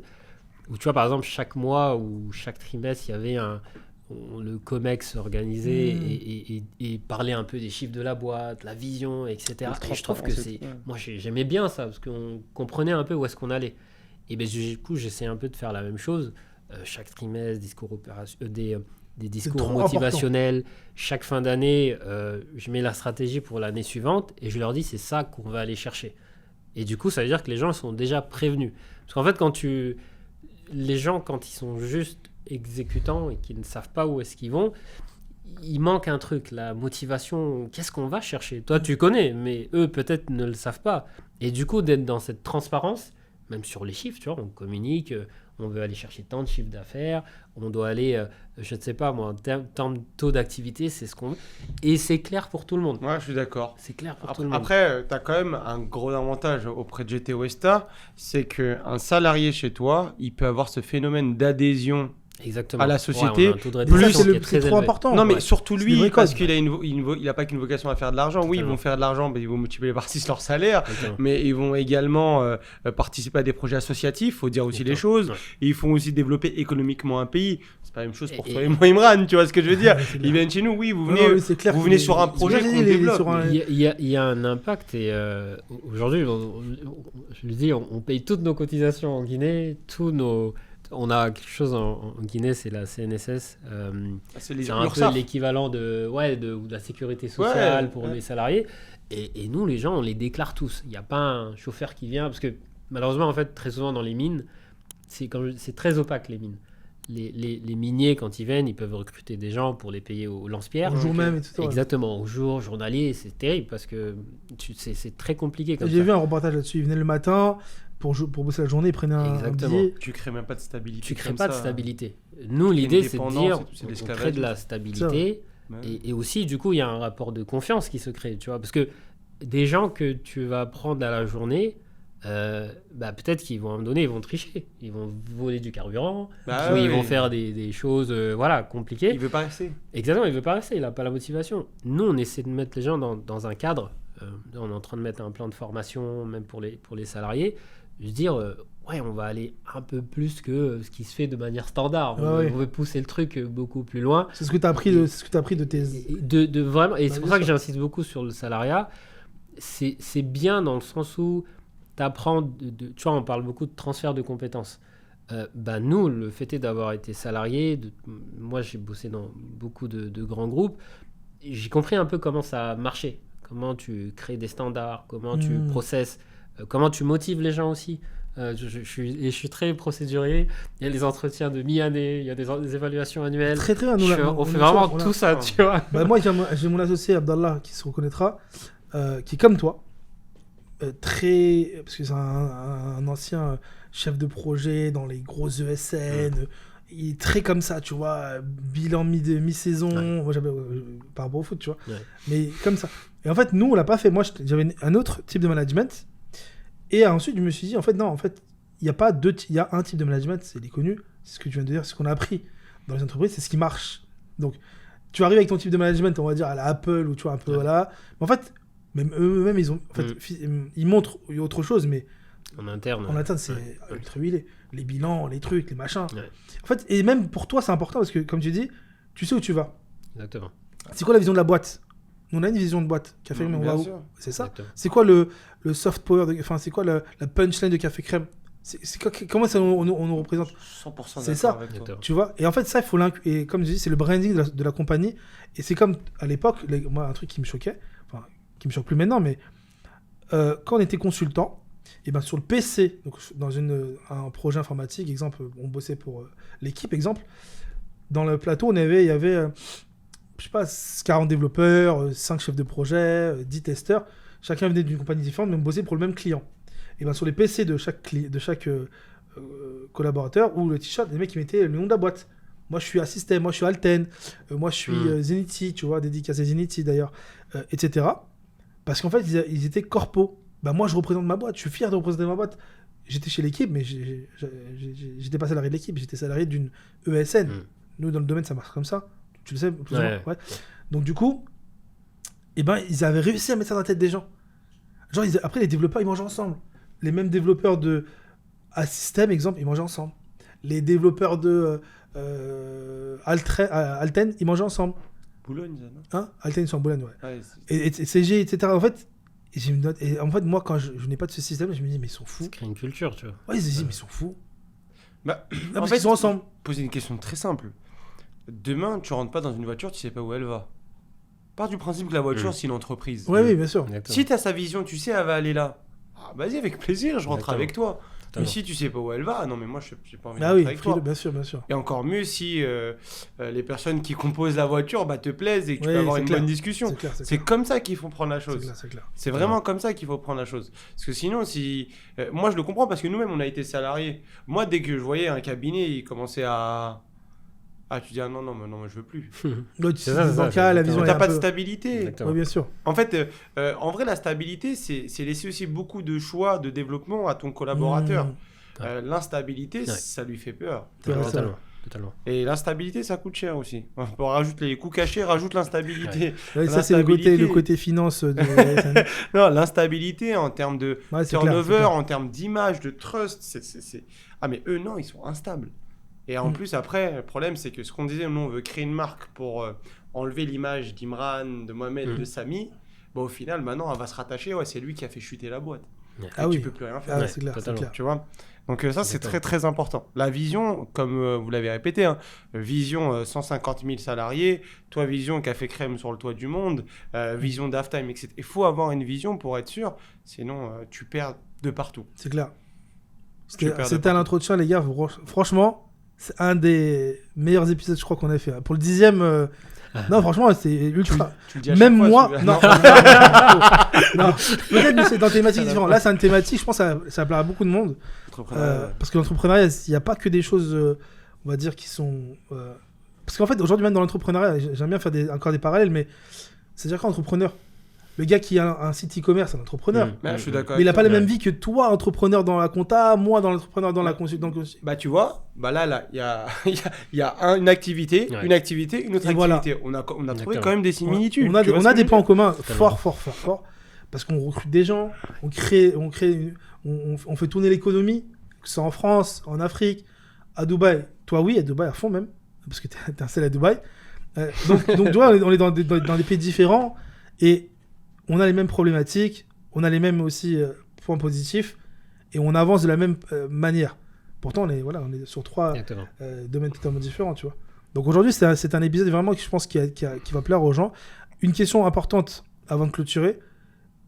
Comment on fait pour investir chez GT West Africa? Est-ce qu'il y a un code promo qui a fait crème, par exemple? Il n'y en a pas encore, mais peut-être qu'on en met. On va en créer un, les gars, vous inquiétez pas.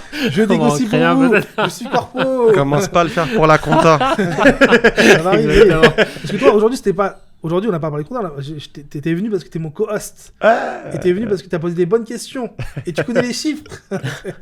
Non, plus sérieusement, très facile d'investir. Comme je disais, on a un modèle innovant. Donc, il y a un peu cet univers fintech, plateforme disponible en ligne. Nickel.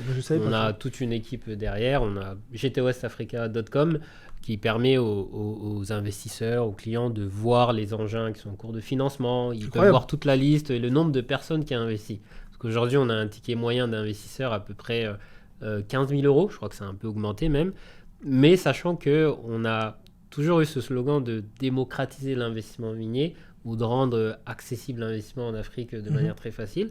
Donc, on a un palier à 2500 € d'invest. On se rend compte que les gens vont beaucoup au-dessus. Le ticket d'entrée, c'est 2500. Le ticket d'entrée, c'est 2500. Mais en moyenne, les gens, ils investissent entre 10 15 000 €. Et aujourd'hui, on a vraiment de tout. C'est vrai qu'on a beaucoup parlé diaspora. Mais en vérité, aujourd'hui, on a vraiment de tout. D'Asie, des US, du Canada. Donne un taux qui peut peut-être faire plaisir, un taux de rentabilité, Ouais, un retour sur investissement. J'en ai pas parlé parce que en moyenne, quand vous investissez, vous allez faire du 2,5 sur votre investissement. Donc c'est quand même intéressant. Et chose très importante, au début c'était plus élevé.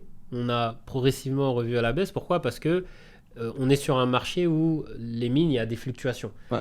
Et nous, ce qu'on a essayé de faire, on s'est dit, mais l'investisseur, il veut de la stabilité. Nous, on connaît les fluctuations à la hausse comme à la baisse, donc on a standardisé les rendements, stabilisé pour limiter le risque pour nous en tant qu'entreprise, parce que c'est très important, mais aussi limiter le risque pour les investisseurs et qu'ils soient sur un chemin balisé. Chaque trimestre, c'est les mêmes rendements qui viennent. Donc c'est beaucoup plus facile et c'est ce qui nous permet aussi de standardiser le modèle Bien aujourd'hui. sûr. Quoi. Je mets 10 000 euros dans 5 ans, je ressors avec 25. Exactement, c'est à peu près à peu ça. près ça. Exactement. Et en moyenne, c'est un délai d'amortissement de 18 mois à peu près. 2 Et ans et demi, ensuite, ouais. c'est Parce qu'on a dit, ils versent trimestriellement chaque trimestre, on verse. comme Donc, des c'est- divs. Ouais. donc c'est très rapide quand la personne elle investit en moyenne entre le temps que l'engin arrive et qu'il rentre en activité.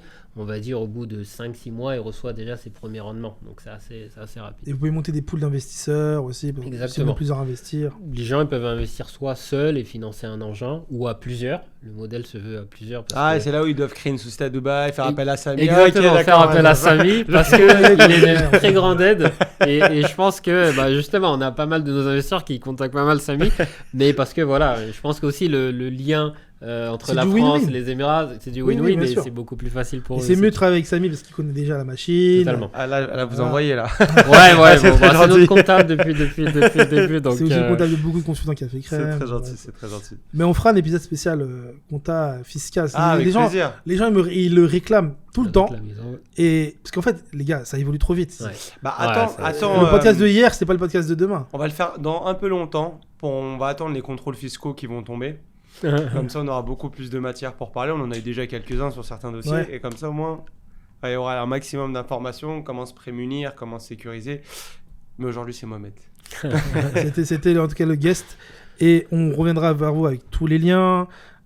Même pourquoi pas des paroles d'investisseurs. Parce que j'en connais. Et Ouais. ils pourront, dès mon associé déjà. Totalement. Ils pourront même parler et ça peut être pas mal. Et je vous négocierai un code promo, les gars. Ne vous inquiétez pas. Il y aura des frais d'entrée, un truc comme ça. On va négocier des frais d'entrée un peu. Même 100 €, on va prendre. Ça va servir à la communauté. C'est win-win, non, vous inquiétez pas. On va essayer de travailler tous ensemble solidairement. Et même des codes promo avec Daft Time. C'est déjà le cas, ça. C'est pas un problème. non, mais c'est important. Non, c'est win-win, les gars. On est ensemble. Bon, j'espère que ça vous a plu. Excellent. Et j'ai hâte de voir l'épisode monter pour une fois. Tu vois. Mais tous hâte. Ah, tous On va hâte. tous regarder. Et ça. là, on c'était va un manger plaisir. quoi, du coup on finit toujours comme ça. Hein. Le café, c'est plutôt le matin ou le soir, toi? Ah, plutôt le matin. Non, mais demain, on travaille, nous. On travaille un peu demain. Ouais, tôt peut-être demain. pas toi. 23h30, j'ai pas vu l'heure On passer. va manger un petit truc. Je crois que non, moi j'ai un petit truc après on sur va le aller se fil. coucher. Ouais, je suis d'accord. Bon, merci les gars. Parfait. À très Avec vite. plaisir. Merci. Ciao, ciao les gars. Merci. Merci.